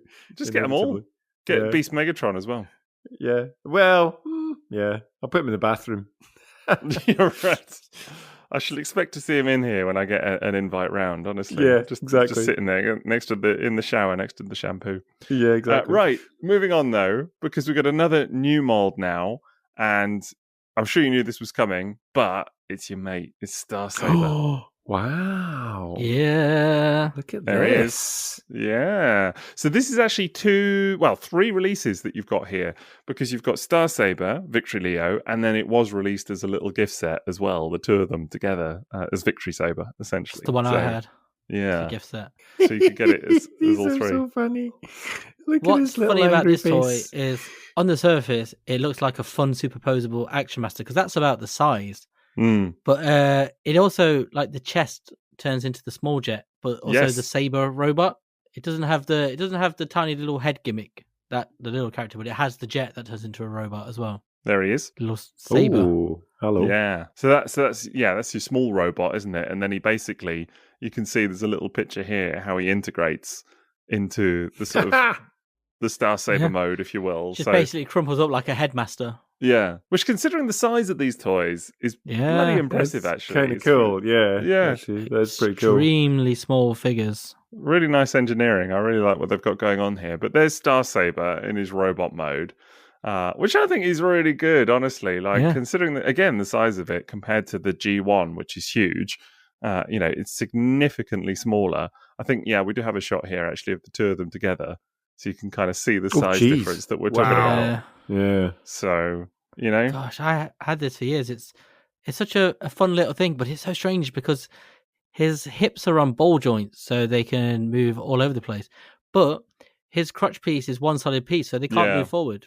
So it's blocked, but it was clearly designed with the intention of them moving forward. It's really odd, so they can only, in the end, just move sideways. That is so strange. And you're so close because it's got all. You can see it's just a ball joint. So if those hip skirts could move forward, his legs would move forward, and it would be so much more fun. But it is a great little figure on its own. Its alt mode is cool. The sword is very floppy, bendy, soft rubber. Oh, right. Okay, that's interesting. It's plastic, sorry, but it's very gentle. Like soft. I've seen people have often, because it goes very bendy, have tried the hairdryer trick to straighten it, and it melts. Oh, no, it's not what you need, is it? But you can see them there in their alt modes as well. So you've also got Victory Lio, little lion dude. So I think this is really good, honestly. Like, it's until obviously, the sort of recent focus with the HasLab and everything. It's wild to think that it was the G1 toy and then this. Before the Masterpiece, even. Obviously, there was the Masterpiece. But now we have 4 Star Saber toys, like officially. But for ages, it was just the G1 and this, and that was it. Yeah, it's kind of amazing. Yeah, yeah. It's like you said, at the scale that this is happening at as well. That's pretty impressive, actually. There's it reminds me of is it Kabaya, the little clicky together toys, those ones? It reminds me of that. Yeah, the gum toys. Yeah, definitely. So I could totally see that. They're really nice. Really nice. You take this in the context of the time. For most of us, this was the first chance to own a Star Saber. Yeah, a Transformers Star Saber anyway, because obviously the vintage toy was Japan only, and at this time, 2004, like most people I don't think had cottoned on that they could get that from abroad. This was a very early introductory thing for people just getting back into Transformers and then seeing this on the shelf, and it's like, who is that guy? That's strange. Yeah, look at him with his wild dude. Yeah. It's cool. I really like that it also integrates into, in the vehicle modes that you can shove, Victory Lio up his bum, and kind of do the full length vehicle mode as well, the sort of powered up space cruiser thing. And then I actually think the combined mode is cool, like the boots and all of that. It really kind of works on that smaller scale, standing on stilts. It really is. Definitely. Yeah, so it's cool. I mean, it delivers exactly what it needs to do in many ways, but I think it's fair to say that as impressive as this is, as with all of these new molds, it's the repaint, which is really something. There's a really the black version. Yes. Oh, that's going to be beautiful. I know it's going to be beautiful, and I'm going to want it. Cool. Oh, no, I want it. Yeah. Yeah. I also want this. Kind of, Wow. Yeah. And this became a thing, didn't it, that people always ask for now whenever there's a Star Saber toy. Yeah. When are we getting this one? I think Sid had a G1 toy painted up like this. He did, yeah. Our mate Sid. Yeah. Diabrave Sid. He had, he got the G1 toy customized to kind of look like this. And it is one that kind of breaks my heart that we talked about it, didn't we? There was that supposed Andy Cousins Euro G1 version. Is it real? Is it not? And we were kind of like, oh man, imagine if it was, like a repaint of Star Saber or whatever, the G1 figure. But it would have been so cool to see the G1 toy in this color scheme. Imagine. Amazing. And it's your first black and teal reverse convoy leader, isn't it? Really? Optimus obviously gets this now as Nemesis Prime all the time, just without the purple as much. But here it's the teal, the black. You can see the little Saber, little tiny solo jet mode. Yes. It's like the size of a Micromaster. That's how small that is. Wow, it's so cool. It's cool. Incredible that it was there. Like I couldn't believe it. It's just mad what they did. It wouldn't have needed to be done really, but the fact that they did it is so cool. I honestly think, and this is just me throwing it out there, just a possibility, I think we'll see another repaint like this one day. I totally think they'll do something with the HasLab. Yeah. And it wouldn't surprise me if it was this. Yeah, that would not surprise me as well. It fits well for HasLab, doesn't it? in this kind of thing. They're not going to leave that HasLab mold on the shelf. There's no way. I know there's a lot of debate, and like some people have decided, oh no, it's HasLab, so they can't do repaints of it. They've never said that, and there's no chance of them leaving a mold like that just one and done forevermore and not repainting it. And to me, this is the only natural repaint of a Star Saber mold that we have currently, and it's so cool. I just think it's a natural fit. Did this have a different name? Because it's the Decepticon here, obviously. No, but they didn't really do that at the time. No. It was just like everything was just just numbered. Star Saber black version. This is just okay. He's a bad guy now. Yeah. It's the guy but in a different color scheme. Yeah, baddie. It's like the Wrecker Hook that was in this earlier. Like this whole bio was that he was it's the same character, but now he's a bad guy. He's bad now. So that's what these all begin as, really. It's just them chucking stuff at the wall and going like, we haven't really got a thing for it yet. It's just the same guy. Yeah. It's just the same guy. So interestingly, as a little point, the toy that's actually in the TF Wiki picture here, which was taken by M. Cypher, who many people will know is a big TF Wiki contributor, and what have you. Chatting to that guy on Twitter. Yeah, nice guy. He actually, I got in touch with him when we were talking, this was a while back, mind, but he offered me to actually buy that very toy that's in that picture. Oh, really? Yeah.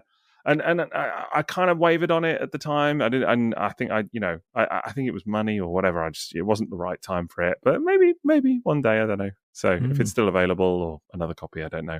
But it is one that I might kind of like. But I think I was trying to be sensible at the time. Yeah, I think you'd like this more now than you would have like a couple of years ago. I think it fits a lot more with Action Masters in its kind of feel, whereas I think a few years ago a lot of people would be very disappointed picking up this toy for the first time because it's like, it doesn't do a lot. But now looking at it a different lens, I think people will come back round on it. Yeah, I also just appreciate again the quirky color scheme here. Like to me, the black version is way more interesting than the typical colors version, which is still really cool. Don't get me wrong, but there's just the black adds something and a it does. This is unique. This is interesting. It really does. Looks lovely. Yeah, for sure.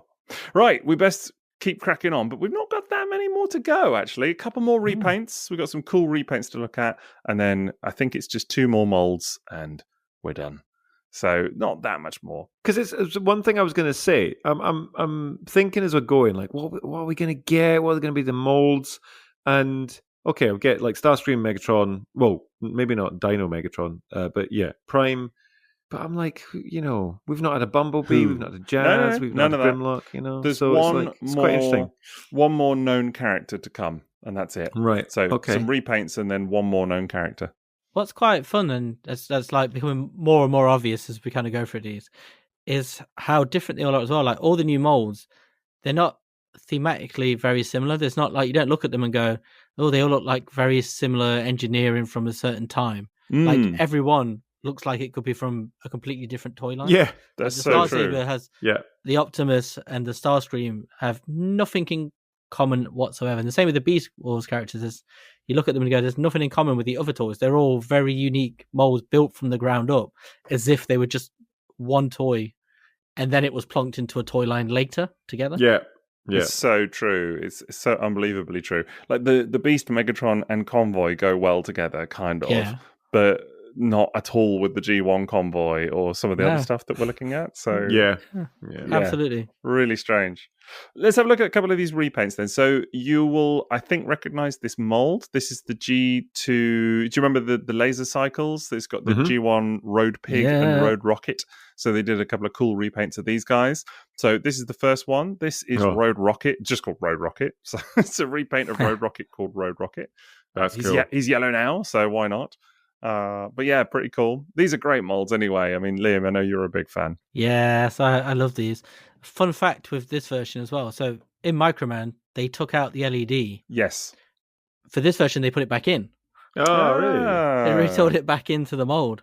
That's cool. Is that what that wire is? Is that wire? Yeah. Oh, that's so cool. It lights up. His little saw blade thing lights up. So I've got a motorbike, and there's so few motorbike Transformers. This is on my list now. That's so cool. Look at the motorbike it turns into, though, Jason. Look how it just looks like a motorbike. It's from It's the amazing. future. Yeah, it's really cool. It's really nicely done. Yeah. It's great. Yeah, both of these molds, I mean, stretching all the way back to G2, we've talked about them before, but they are some of the best motorbike modes in all of Transformers history, I think, honestly. So Yeah. Do you know what's genius is the weapon becomes the sprocket for the chain of the motorbike. Yeah. That's so cunning. That's great. I love that. I love that so much. It lights up as That's well. really nice. it does. Oh, yeah. does it? Oh, wow. That's And this mold is available in a variety of colours, so take your pick. Oh, really? Honestly, Oh, yeah, yeah. tons of colours. Oh, nice. It's been repainted. What's the? loads of Oh, the character doesn't have a name. Then it's not. yeah, Actually it's Road Rocket. Road Rocket. Okay, Road right, Rocket. cool. Yeah. Oh, do you know what's annoying is I saw this at Mini TFN on Saturday. At Did Toy you? Food. Yes, it was on And- the toy food table. Oh, yeah, it no, was. really? Yeah. I almost Oh. bought it, and now looking at it, I'm like, why didn't I buy it? Yeah. Why? What's wrong with me? Because I picked it up and looked at it. You knew we were talking about Robotmasters. I did.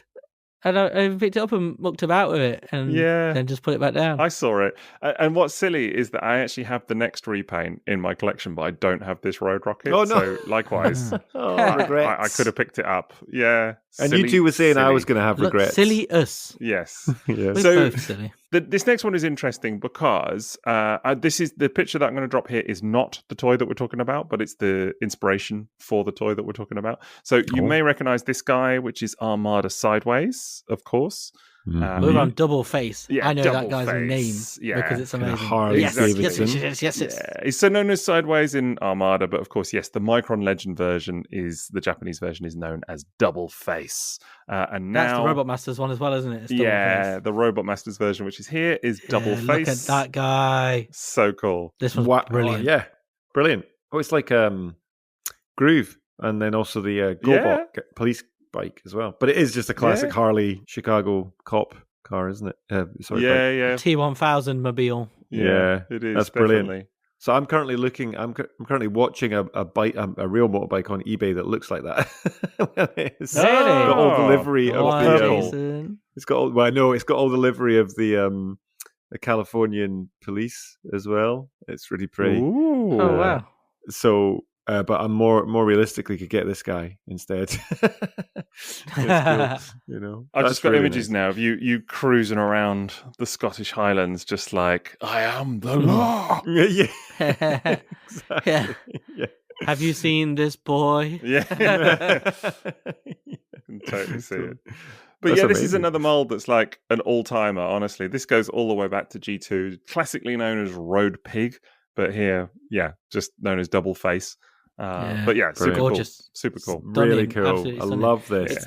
It's the yellow glove hands that just Yeah. pop off so much with the purple and the grey. They just gorgeous deco. It's Yeah, it's definitely. it's a funny one. If I saw this, so reminder for TFN August, remind me about these. If you see them, let me know, because I would look at this and I would think GoBot more than Transformer. And I mean that with the best love and respect because I love GoBots. But just because GoBots had lots of motorbikes and stuff like that, but just the style of this, you know, it's very much of the style. Very G2 kind of, Yes, like yes, it weird is. weird stuff that was going on in G2 at the time. So Totally. Yeah, it's cool. Well, we got a couple more repaints. Now, this actually, weirdly, this one was done as a 2-pack, so I'll drop the two images together. This was called, what were they called? Delta California Love. Yes, there you go. Yeah, it's another fantastic 2-pack reference. Thank you, Liam. Oh dear. I like to hit him up, you know. Oh god, he's gonna be here all night, isn't he? Yeah. No, not that kind of 2-pack. This was Delta Seeker versus X Gunner, which is such a classic Takara name. But here you go. You'll recognize the molds because they're the Cyber Jets again, of course, but just done in weird and wonderful colors. Oh, wow. Was that one Space Case? Yeah. Do you know, I'm going to be completely honest. I'm terrible on the names of these like classic molds, but you've got, Delta Seeker is a repaint of Skyjack, and X Gunner, which is the second one, is a repaint of Space Case, with the forward wings. Yeah. The green first one It's beautiful. is, but that one's gorgeous. That looks like Nick should have drawn it in Wreckers, doesn't it? It's It does. It does. The colours and everything are just wild, Yeah. honestly. It's so Amazing. different. Yeah. I think what's cool about these is, as with the previous versions that we've looked at, is they just deliver the molds in such a weird and very different way to any other version that you've seen. So it's not just a palette swap; it's completely different from the ground up. Yeah, someone's had great fun doing these. Yeah, they have. They've just. But the fact that on that first one that they've taken that's a fading, a yellow fade to a very. No, it is done on purpose, isn't it? Because you see it on the robot mode, to the orange as well, and then that's really nice, like really nice, super nice. I don't have this 2-pack, and I really would like it. And the thing is, I know these are small figures, right? And the amount of work that's gone into them. No, they're just far away. Classic, tricksy robots. Yeah, totally. But we don't get. We were talking about this with we've got the legacy stuff that's coming out now, and the paint apps we're getting on those, with the best love and respect, are pretty limited, right? They're not. And when you got these guys, and they're getting loads of stuff put onto it, it's different time. Different time. We you can't honestly, as much as it pains me to say it, and I'm not resigning myself to it, but I don't think you can really compare the stuff we're getting today to the stuff we were getting in the mid 2000s, because it's just you make yourself sick if you do that. That's the thing. Because we've done a bit of it when we had Maz's Unicron trilogy series, and we spent every episode going, why don't toys look like this anymore? And it's so they feel have that same plastic. It's a shame, but it's do you think it's down to popularity, and that they are just having to make so much more now? Budget. Combination of cost and popularity, isn't it, really? It's budget, but everything costs more these days. Margins will be squeezed, but also companies maybe demand a bit more profit as well in some cases. We don't know Hasbro's model anymore, do you know what I mean? Or what their targets are or anything like that. So far be it for me to suggest, but certainly yes, budgets and things are not what they once were, if that makes sense. Things have changed. And paint is a very easy thing to cut back on, isn't it? Because it's all molded now, isn't it? Colours. It's true. But it's just, if you're looking to cut a cost, it's a very quick and easy thing to go, just do less of those. And it's a shame, because you look at this green one, and you look at that, and it is it's the old thing with Takara, when the LG toys were always way better than the Combiner Wars or the Type Return ones, because they finished it off. They put in all the extra paint, and it's not just that they put it on; it's that they made the toy look like how it should look. Like they added all of the details. You think that was missing. They've done it right. And the same here. You look at this, and it's like this mold just feels complete. Yeah, you're totally right, because even on that head sculpt. They've it looks like they've put a wash over that. They have, so that it brings out the panel lines, and then that just looks really nice. But that is going to be tiny. There's so much personality. It does. It looks great. Yeah. It's really cool. And don't forget, dear old Andy Cousins, second reference to him tonight. Look at that. But I mean, what a legend that man was. But I remember him. Great guy. Obviously, for those that don't know or not heard of him before, we've done an episode about Andy Cousins before. But he was the so-called head of boys' toys, as it was at the time in the 90s, when they for Hasbro Europe, UK. Hasbro Europe, but when they did like all the G1 Predators and Turbomasters and all of that kind of stuff, Pyro, Clench, loads of amazing toys. And I remember him talking to us at TFN and saying about paint applications. And it makes sense when you hear it, but he basically said, the thing is you get squeezed, he said, on like tiny things, because there'll be like a singular paint application. It's not even like a whole body of paint. It's just like one tiny paint application on like the forehead of a particular figure or something. And that one figure to deliver that paint application might be like 0.1 of a p or something, but you add it up over like hundreds of thousands of units or whatever, and suddenly it's more of a significant prospect, and like cutting it is an easy thing to do, because the end user or the child isn't necessarily going to notice the absence of that one paint application, but significantly built up over time, it's quite a big cost saving. But the problem then comes, and he was honest about it, he said the problem then comes is when you trim back too many, and actually you get to a point where actually it does look quite bare. And he was very much in favor, and he said at the time a lot of what he used to do was push for like, we have to include these paint applications, we have to include these just a little additional flourishes, things that kind of make the toy feel a bit more as you said, Liam, a bit more complete. Yeah, it is, because with a lot of them, when they don't have as many paint apps, it's not so much that you are very aware of it, like it's missing accurate things. It's more like you look at it and go, it looks bare and kind of cheap, because it just then becomes coloured plastic rather than you just having those little details. And it's like the old G.I. Joe vehicles, all the stickers and all the paint and stuff kind of made those vehicles come more to life. You know, they kind of felt like, even if they had like ladders and stuff that didn't come off, they felt like they were part of the vehicle still. Whereas if it's just molded plastic, you see the seams, don't you? You look at it and go, well, that's just a fake ladder. It does, even though you know it's a toy with a fake ladder, your imagination is different, isn't it? You can't look at it and imagine it's a real thing, because you're like, well, they haven't painted it, so it's just molded into the plastic. Like we were talking about with Jetfire, with the badge, you know how it's white and you can still see it. And so instantly it makes the toy takes away from it. Yeah, it makes it feel unfinished, because you're like, it makes no sense. I know why it's not supposed to be there, not so they haven't painted it, but because they've left it there, I can still see that, and so I know it's unfinished. It's kind of completely agree. It's a bit like we were talking about Mask, weren't we, in a recent minisode? And obviously, Liam and I both love Mask from childhood and what have you. But those toys were famed for like chrome, rubber tires, all of that kind of stuff. And it was, a lot of it was about the tactile quality as much as the kind of fun and gimmicks of it. And I think if it hadn't have had those elements, would it have been as memorable as maybe it was? I don't know. It still would have been cool. Absolutely but right. It's the tactile thrill sometimes is kind of what makes it, and paint and whatever else. So, right, do you want to see the last two molds from this little series? And then because one of them is a belter. Oh, really? Well, we're saving the best till last. We're saving the best till last. Like Bisto gravy. Exactly.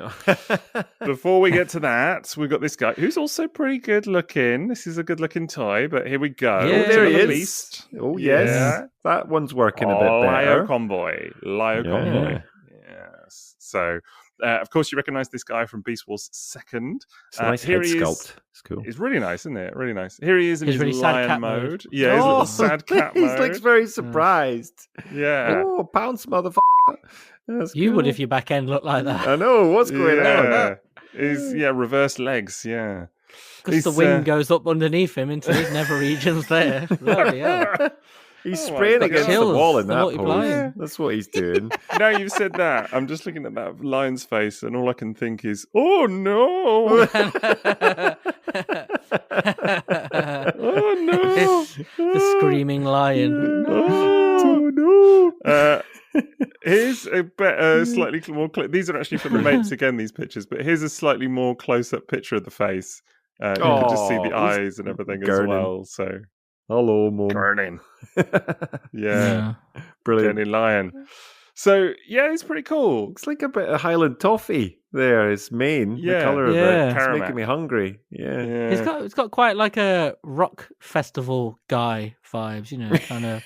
His like mane. if I'm in a metal pub, it's like I quite like it. I think it's the strongest beast. Yeah, definitely, without a doubt. There's quite a lot to be said about King this of the Jungle, Jason. Has to be the strongest beast. That's true. Don't get them in jungles, Liam. Sorry. We left that lion there. I think there's a lot to be said for this one. Fancy Dan is, again, a big fan of this one, fair to say, and talks it up a bit. I'm pretty sure. Contrarian ways. That's what this is. But I think it's interesting now that we've got like the legacy toy of this as well. And what you're seeing with this one is something very different, because it looks quite similar to the cartoon, but also the original toy. And it actually has a number of the same gimmicks as well. So like here you can see the little flip out guns from the main and things like this, which the Beast Wars 2nd toy does. So that's pretty cool. It's cute, isn't it? How does he manage to have a different expression in it every exactly. It just looks really goofy there. It's really like, hello, Mum. I've got my guns. Every picture I just listened to the new Metallica albums just come out. I'm going to rock out. It's different. I don't know how so or funny. why, but it is. So, and he's also got little guns and things that then can be used. Those guns can be used for the robot mode. So that's pretty cool. Brilliant. So yeah, it's fun. that pose is great. With the best love and respect to the Mapes, it's like Prime's kind of going, oh, this massive lion head's a bit close. It's just like leaning away from it. Just stretching, going, getting a bad cracking back. his neck. Yeah. And then you've got a little comparison just to remind you that these are small toys. Wow. So you can see here how small that it is cool. next to G1 Optimus Prime. So yeah, it is small. It is a small toy. That's quite amazing. That's cool. Actually. Yeah. And then, again, I think it's hard to appreciate the scale of these sometimes out of context because, of course, you do tend to see this and think, oh, maybe it doesn't look quite as good as, the kind of classic Beast Wars second toy or whatever, but it's pretty dinky. So totally.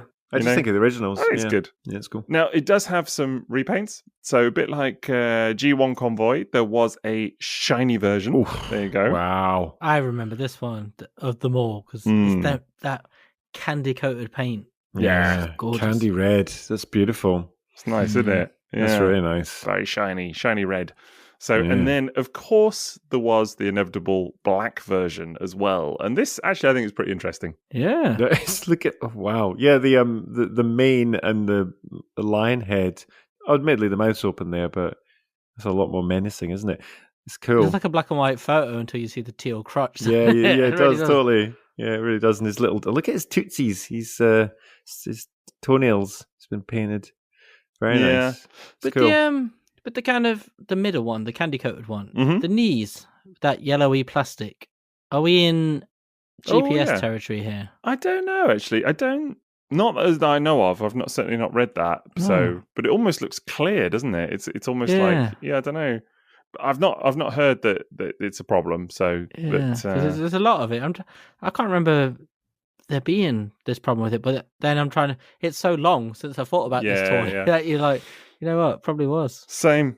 I mean, look, I don't own any of these molds. I have seen this one in hand, but it's again, it's the repaints that would probably tempt me more, if anything. Yeah. But even then, space and whatever. I like the candy red one. That's really nice. I just think that it pulls out the detailing on his chest really nicely, and just catching it just pops a bit more, doesn't it? I think that's actually my preferred. That's cool. The little one. The one next to Optimus, it makes you realize how small he is. You know what they should have called him? Go on. Hi-Ho Convoy. Because he's like one of the Seven Dwarfs. Yeah, right, he's off to work he goes. Yeah, we got that. We got it. What-Ho Convoy. What-Ho. We got it. Yeah, I love it. Got it. So actually, we were wrong. This is the DVD version. This is the DVD release, the shiny Lio Convoy. Oh, is it? Okay. I thought it came with the burning one. And the burning one had a DVD. So the 3 DVDs. And this is DVD 3. Oh, what's on the third? Ooh, I have no idea. I remember 2 because there's 2 episodes. 2 episodes, yeah. So, but 3 DVDs. So, right. Okay. Go figure. Yeah, one just blank. Music, soundtrack. Exactly. Memorex. It just says that on it somewhere. It's the same episode again, maybe. I don't know. But yeah, so that's Lio Convoy. So, and then there is one more to go, and I think Liam, am I right in thinking then that I've got it right? This is the toy that you've been sort of picking us up to, and this is the I feel like it's the true star of the line, the breakout one that kind of. Because it's unique, it's got a real interesting idea behind it, and I think it's different. It's the one that people remember. Yes, it's an unusual character, like kind of an unusual use of a classic toy. So it's pretty cool. I don't have this, but I would love to get it. So here it is. Anyway, this is Reverse Convoy. Oh, now what do you think is happening here? So Jason? it's Megatron and it's Prime. And you can... Yes, kind of. Autobot Decepticon. So do you flip his head round? Yeah, you flip his head round. Basically, right? Yeah. It's exactly that. Cool. Yeah. Head kind of flips round and you get 2 heads with it, essentially. So, now, do you recognise the mould? Yeah, it's a G2 tank, is it? It is. It's very good. Yeah, it's the combat hero Megatron, which you can see by comparison here, with the different head, of course. And different cannon as well. Different cannon, different weapon, like extra weapons and things, and it doesn't have the kind of pump action firing missiles of the I've got the original. What's the one I've got? I've got the yellow one. It's not the yellow Megatron. one, the RID, the RID one, bludgeon. Yeah. Bludgeon, that's it. Yep, that's the one I've got. Yeah. So this is really cool. Very different look for it in blue.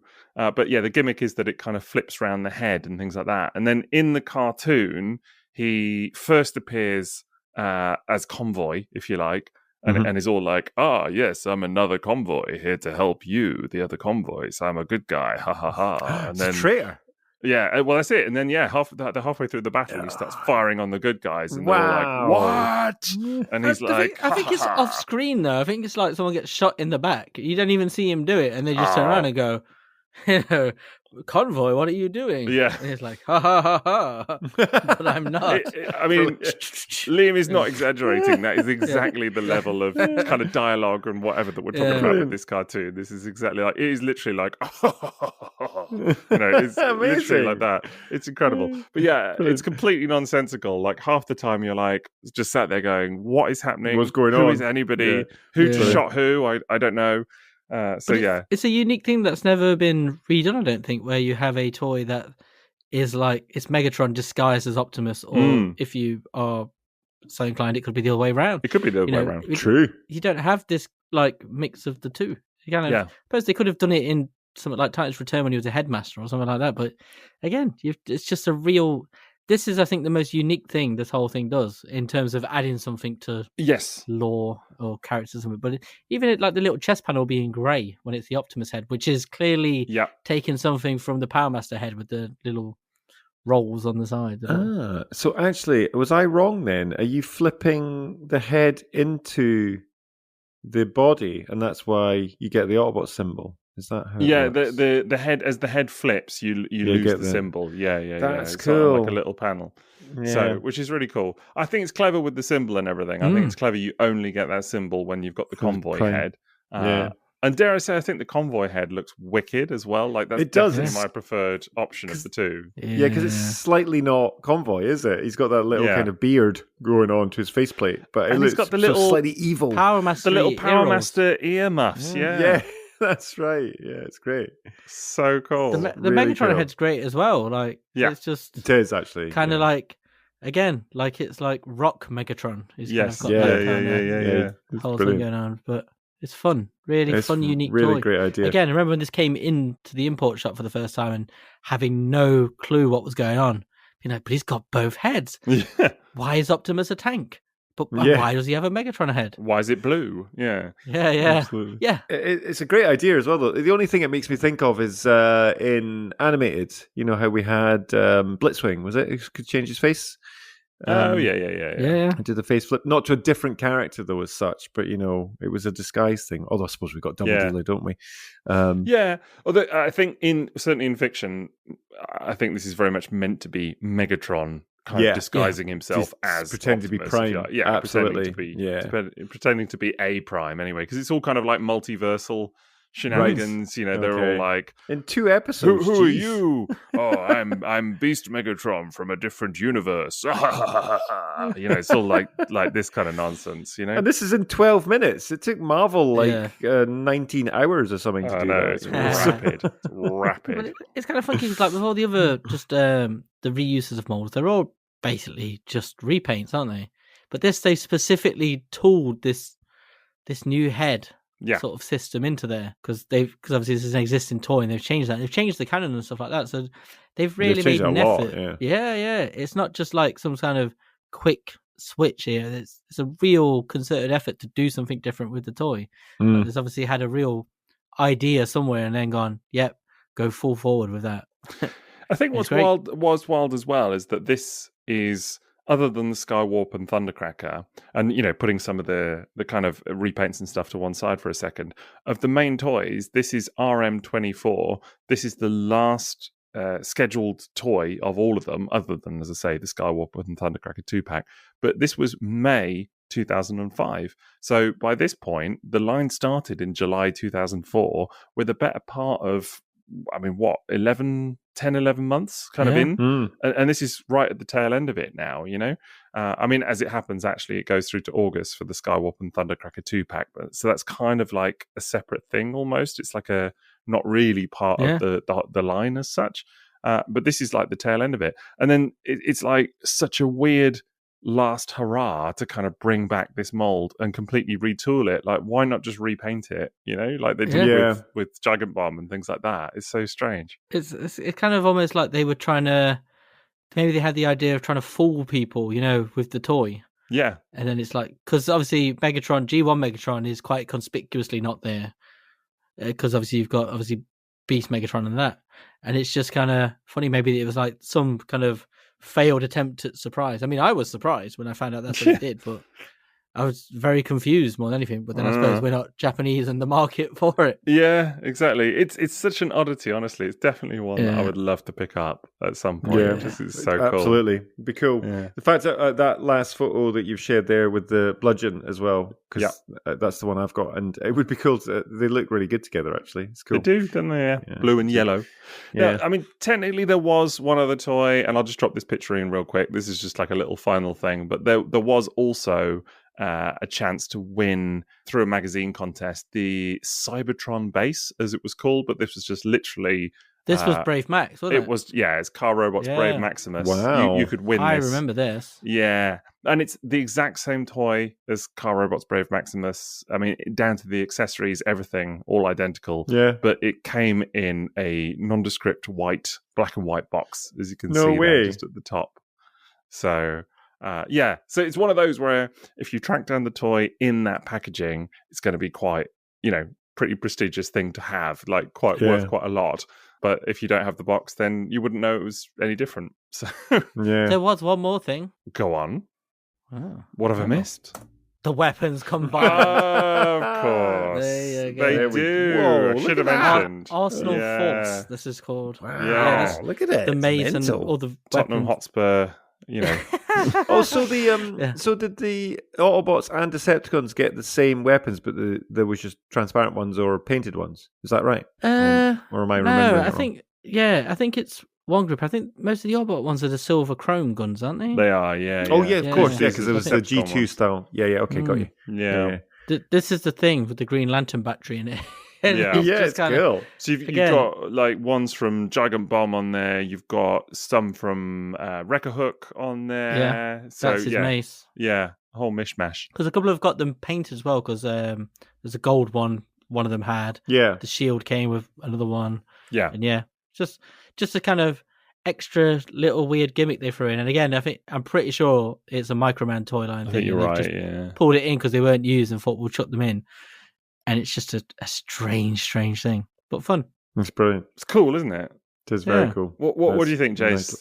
Then of the whole line, you sold on this. What I've loved about this is the fact that I was aware until I saw the packaging. Though I didn't think I've never seen these, but then when it was so funny that flashback I got to seeing that packaging and the Robotmasters color with that as well. It's so like, if I'm honest, it doesn't feel like a kind of Transformers line entirely. If that makes sense. But yeah, there's a lot to like about this line. But I think I'll go back to what you guys said at the beginning. What I love most about it is this. We can see the heritage. We can see what this did and where it went. I think that's really interesting. It's cool. Yeah. It's my theory is with the packaging. I've always thought it looks a lot like the Gundam packaging of the time, like the Gundam wings stuff that we were getting. And so I always wondered if Takara kind of were trying to test the waters with Transformers, like the vintage, like the G1 stuff and all these different characters, this sort of line, in that kind of market in Japan, but those kind of get them onto the shelves in the same sort of way, rather than going with, it's Transformers, to kind of, trying to sneak it in almost. Yeah, maybe so. It is a really unusual line, no doubt, for so many reasons. Like, it's just one of those where you kind of can't help but look at it and have questions. What was the idea here, really? It's like some of it is so nostalgic. Other bits of it are random molds from different eras repainted with like super big budgets for paint and things like that. Weapons thrown in from Microman or wherever it is, DVDs. It's just so strange, honestly. It's such a weird line. Like, it's got a cartoon as well, but like a really crap cartoon and a comic and just... It feels very incoherent, doesn't it? Yeah. It's like there's no connective tissue between any of it. Like you're saying, like some of them have a DVD, others don't. Some have combining weapons, others don't. Some are molds from somewhere else. Some are in 2-packs, and it doesn't feel like a holistic line, because it's not. It is toys pulled from other places, but even all of the new molds that are in it all feel like they've been done for something else and then put in here. And then consequently, they don't even feel like they really fit together. Like if you had Beast Megatron on the same shelf as like, I don't know, the Starscream, it's just such a weird combo, isn't it? So I think like so many lines from Takara or Hasbro or whatever, you can sort of sum up quite quickly. Like if you talked about Binaltech, you'd be like, well, it's 1/24 real world cars, you know? Yeah, totally. That's it. That's exactly what it is. I don't think you could describe this in less than 6 or 7 sentences. You know, you'd be like, well, it's kind of a bit of this and sort of a bit of that. In terms of nostalgia, though, it's very G1, isn't it? Because like, obviously G1 was pulled together from random toy lines. True. And all sorts of stuff mishmashed together. And it's quite funny because I remember thinking back, like when this came out, I was so excited by some of it, very confused by a lot of it. It's like, why are these guys here? And it's funny because obviously you never thought that when G1 was about the first time because we were kids and you didn't notice. But this time you're like confused by something that you loved about something else. Yeah. It's just so wild to have a line that is like, we're going to bring you the first new G1 Optimus Prime toy, apart from the Masterpiece, but you know, the first new G1 Optimus Prime toy, or Starscream, let's say, in like years and years, and then we're also going to give you a repaint of that armadillo bloke from Beast Wars. You know, like what? What's that? Yeah. That's and now Megatron is actually Optimus Prime, but not. He's Megatron all along. Right. Dun, dun, dun. So it's just it's a very peculiar line. It's really interesting. Strange. It's just it's fun because it's kind of a thing where that the old phrase "you had to be there." It kind of feels like to really appreciate it, you really had to be there at the time. I think you can enjoy it now, but I think it's only going to have a real place in the hearts of the people that. It's a very specific nostalgia, you know. I think it's hard to come into it now and be like, "This is an amazing toy line to discover." I think you come into it and go, it's interesting, but it's very weird. I think for those of us who kind of experienced it at the time, it was like looking up the mountain, whereas now it's like you're looking at it from the top of the mountain, if you know what I mean. It's a great way to look at it. Really that's really nailed it, I think. So it's in the rear view rather than the driving seat. Yeah. But I think definitely on toys like that Starscream, you can see what it led to for sure. Yeah. So it is. It's almost like a first swing at it. Really interesting, testing out a load of ideas. Yeah. But a lot of them are, and I think it's just that idea of it being that transforming Optimus and how few of them we'd seen, considering how ubiquitous he is these days. And it's like we can't move for transforming Optimus, even like the G1 toy style now. And here it's very early. And just thinking like before that, it's mostly just like the Mega SEF, and then there was the Koro Q, but I don't think there were many. You can't look at this in the same light as like today when, you know, you see people posting pictures of the Optimus Prime toys that they've picked up in the last 12 months alone, and it's like filling a whole shelf, you know? And it's like, you can't look at that in the same context as this line where it was like the first sort of mass release, you know, small toy-sized Optimus Prime toy that we'd had in however long. You know, it's just a completely different thing. So, but kind of wild for it. So, great fun. So, which ones have we enabled you on then, Jace? I think it's going to be the repaint of Prime. It's going to be the, or maybe the candy red Lio Prime as well was pretty nice. I do like the Megatron Optimus disguise idea. That's really cool. It's really fun actually. Reverse Convoy. And you know, there's quite a few. I think the ones that I'd probably pass on are like I said earlier, the Seekers and stuff like that. Just because, kind of, it's more just I'm a total sucker for existing stuff that I've got anyway as well. Yeah. There's a lot of nice stuff in this line though, isn't there? That's it. Oh, motorbikes. Of course. What am I forgetting on my motorbikes for? Your bikes. Get every single one of those. They're great. The motorbikes are perfect. The Star Saber. They're both wonderful. Evil Star Saber. Whew, too much. It's cool, isn't it? Good line. Yeah, it is. It is. But you know what else is a lot of fun is Patreon. Because you can Patreon, I should say. But you Patreon. I always get that wrong. Patreon. But you can get a lot of stuff on our Patreon. It's not Patreon. No. Who would call it Patreon? You have to call it that all the time. It's just patronising. No. It's Patreon. I don't remember that at all. What are you talking about?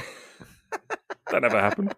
It's never happened. But on our Patreon, where people pay to go Patreon, you can get stuff on there that's really good. all of this, like everything, the last 2.5 hours that you've had, there's plenty more on there. So, because we've got 5 glorious tiers of stuff, including minisodes and mini-series and lots of other stuff aside. There's a particularly popping Discord. So that's what people say anyway. I don't know who says that. They say it's popping.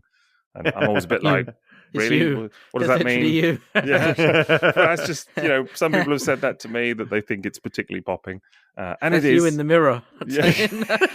Just to myself, listening back to your own voice on here. Some people have said that. I've heard them. Some people have said it. No, people just around I the agree way. with that when person. you're editing, that's when you've heard it. Yeah. Just, people locally sometimes say it as well to me. Yes, but in your own ears, your own voice. But yeah, no. So do go and get on the Discord. You can get all the photo dump and everything on there as well. So, but there's lots of lovely people on that Discord as well. So there's people locally, like you've just nipped into co-op and someone just comes up to you, man, your Discord is so popping. Yeah, you don't know. Maybe Bro. that's happened. They've recognised Clicking me. the fingers, calling you a beatnik. Yeah, exactly. But yeah, there's lots of good stuff on the old Patreon, isn't there? So, and part of the goodness on there is that you also get to ask a question of the pod. Isn't that right, Mr. Jason? It is indeed. Yeah. So Do we have a question tonight? we do. Yeah. And you know what? We're going to go with Rob S, because we saw him last weekend. He was with us at TFN Mini as well. So Rob, this is Rob S01 for his full username. Rob S01. 01. Is it? Or is it 01 or 01? Yeah, it should be, yeah. The best name. It's accurate. Accurate to nothing. Accurate to what? MP01. Come on, dude. Yeah, don't even go there. RS01. Don't forget your Transformers history. Come on, dude. Right, brace yourself. God. Rob has given us quite the question here. Would you be interested in more retro future figures like the Fans Project Glacier Lord set, either new characters in the G1 toy style or modern characters, for example, animated Bulkhead, TF Prime RC, etc., done in this style, similar to how the Star Wars retro line is doing prequel figures in the 70s and 80s style? Or would it be a waste of everybody's time and money and they would just shelf them? So you guys remember the Glacier Lords, don't you? Yeah, well, that was super cool. I mean, I'd absolutely be it was cool. interested in seeing stuff like that. It's kind of what Missing Link RC is now in a way, isn't it? It's like sort of a retro future figure. In that it's a new figure that's designed to look like it was, released in the 80s. Totally. And although it's based on the prototype, it's still a new figure because they filled in all the engineering and everything. So yes, is the short answer. I would absolutely be interested in that. Yeah. Liam, what about you? Absolutely. 100% agree. I kick myself for not picking up the Glacial Butts now. Like, I would love something like that. And I would love to see more toys done in a vintage style. Like Missing Link is to some extent, but I'd love to see something like really sneak in as true, like, vintage. You know what I mean? Like the limited articulation, but just in the same way. Just not loads of stuff, but just something as a novelty. Yeah. And I think the point about like animated Bulkhead and some of those characters is really interesting as well, because I do think, I've mentioned this in articles and stuff that I've written before, but I do think there is kind of a burgeoning list of sort of names in Transformers, like Bulkhead is a great example, where they almost become sort of established as like they could be G1. Do you know what I mean? Like in a weird way. And Legacy has sort of done a little bit of that, where they've tried to deliver those characters in a bit more of a G1 style. But it would be super fascinating to see toys of some of those characters, maybe even like Windblade and things as well, where it's like they're done in a G1 toy style. You know, that would be really cool. Chromia. Give me a Chromia, yeah. That's exactly what I was thinking. That's where the fun is, isn't it? Because Glacial Lord, I remember it popped up a while ago, but I remember looking at it and it was super affordable. It was a great third-party set. And remember watching some reviews of it and stuff like that when it came out, but just love the fact they brought that combiner style back to when we were at the time when we were getting all these we were getting these mega kind of big versions of combiners and all this kind of stuff. So that simplicity of design, but I was going to say exactly the same as you, Sixo, that getting figures, characters that we have now, but what's our retro version of that from all these different lines? But you could flip it forward. Is there, they're doing that already, aren't they? But there would just be something really fun about having a kind of 80s release of that kind of stuff as well. Do we go even further? Do we go Diaclone as well for some stuff as well? That could be interesting. So Good question, Rob. Thank you very much. Yeah. We've also got shout-outs to do as well, because we've got... Do we? We do. We got a lot of lovely people joining our Patreon. So I'm going to start off with Quayway. Quayway. That works, doesn't it? It's coming Does at yeah, it does. I mean, Quayway. where are you reading this? On the list you've given me. Yeah. Yeah. I'm just wondering which name you're reading is Quayway. Quayway. Is it the one with the T in it? No, it's the one with the Quayway. It's There's definitely Quayway. There's a T in it. No, there's not. It's a Quayway. I keep thinking he's singing that song, "The Lion Sleeps Tonight." Oh, I'm looking at his email address. He's got his like Quay. Yeah, I'm not going to give out people's. I'm not giving out people's email addresses live. Yeah, no. You know, fair enough. Yeah, Okay, I see what you're saying. Yeah, I guess it could Quayway. be Quayway. Yeah, okay. This person's got. Thanks for coming at Sixo's butler there, Quayway. You've got like the biggest shout out ever. Quayway. Quayway. Totally is. That's what I was thinking. Venya. I'm gonna do this American style because I'm assuming it just works better. But you doing Z, okay? Not you doing Z. Doesn't quite work, does it? You doing Z, that works. It's like you doing Z. You doing Z, yeah. Having a little snooze, love it. Con Air, yeah. That's a movie. Con Air. Yeah, Man in Spelled Pink. differently though. It is, yeah, true. Is it? Is it French then? Are we going French with this? It might be Conair. Are you sure it's not QE? QE. Oh, the first one. Oh, yeah, it could be. Yeah. QE wee. But remember, this is my segment, so I pronounce it. Quayway. Quayway. I'm the captain now. I'm the captain here. We've got G. Dinero. Oh, G. Dinero. That makes more sense, doesn't it? G. Dinero. Is that like a kind of nod to Die Hard? I'm thinking there as well. Could be, isn't it? Maybe.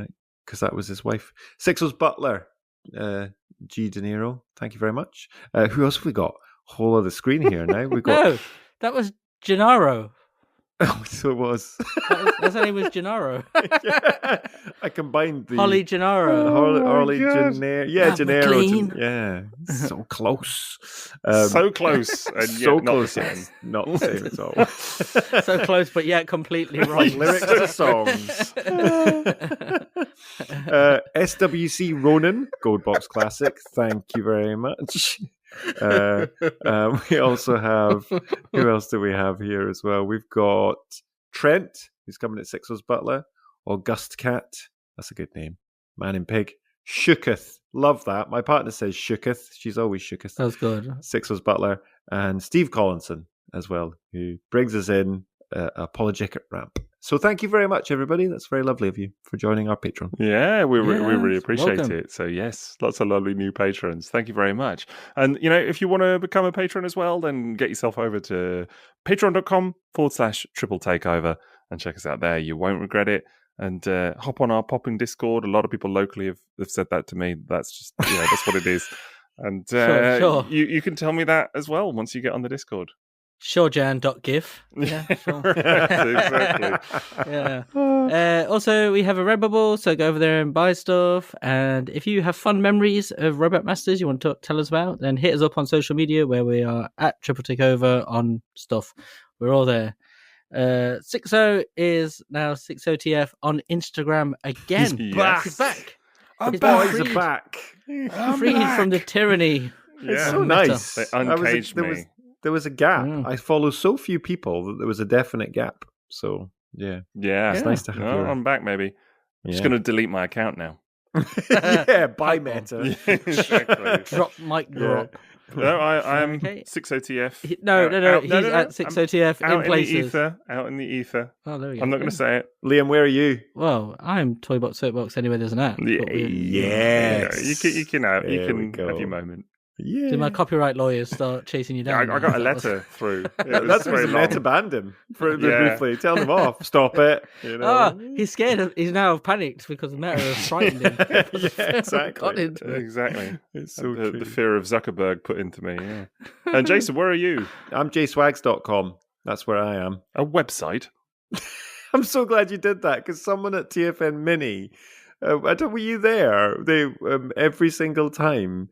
He's like, anyone says a website to him, he just hears you going, a website in his head. Really it's true. I don't know why I do it, but it's really just funny. It's brilliant. A little thing. You're right. Who has a little website thing these days? Yeah. Well, look, Liam is yawning something furious, which tells me that. Oh, you saw that? Yeah, I saw that, mate. Yeah, God. Saw what you had for breakfast. My God. It's half past midnight. I know. It tells me that our episode has run on a little longer than planned. But listen, the only last thing that I do need to say is that do go and check out our sponsor as well. That is tfsource.com. So go and check them out for all your Transformers needs. I'm sure you won't regret it. But it has been great fun checking out Robotmasters. Believe it or not, we thought this was going to be a bit of a quick one. An hour and a half. I was convinced. It's like an hour and a half. Easy. Yeah. We'll be done by whatever time, and here we are, and it's gone midnight. So hey ho. Yeah. But it has been a lot of fun. So thank you very much for sticking with us. We didn't even say it earlier, but this is our 101st episode, which kind of feels like a new era for us. Like it's, post Watershed somehow. I don't know. It just feels a little bit different. It's we're in triple digits now, which is really cool. We are. So, yeah. Although, ironically, this is probably the one people would put in room 101 Right. if we ended up so long. It's bloody long. But yeah, thank you for bearing with us. We truly appreciate it. And here's to the 102nd episode and many more beyond that. So thanks for that, and we'll catch you then.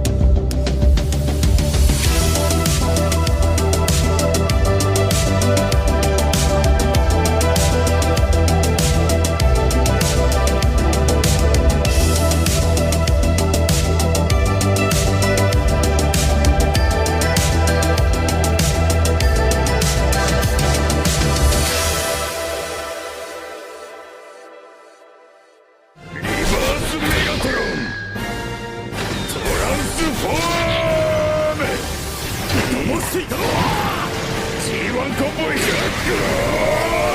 甘いわおお我にも援軍がとどめだトランスフォーム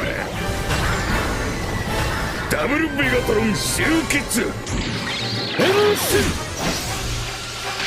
ライオコンボイそのエンブレムは技の G1 力のビースト疾風のライオン我らトリプルコンボイの前に悪はないかかってこいダブルメガトロン行くぞビーストコンボイ分かった G1 コンボイダブルコンボイトルネードその技貴様らだけのものと思うなリバースメガトロンデストロエネルギーを解放しろこのわしに命令するな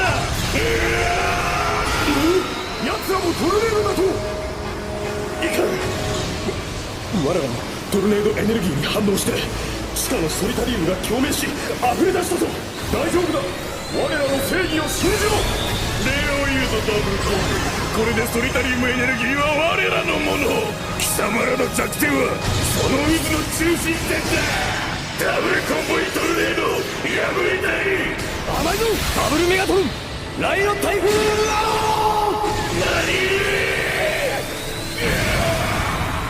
Oh my god, they've got their own typhoon. Oh my god, typhoon power.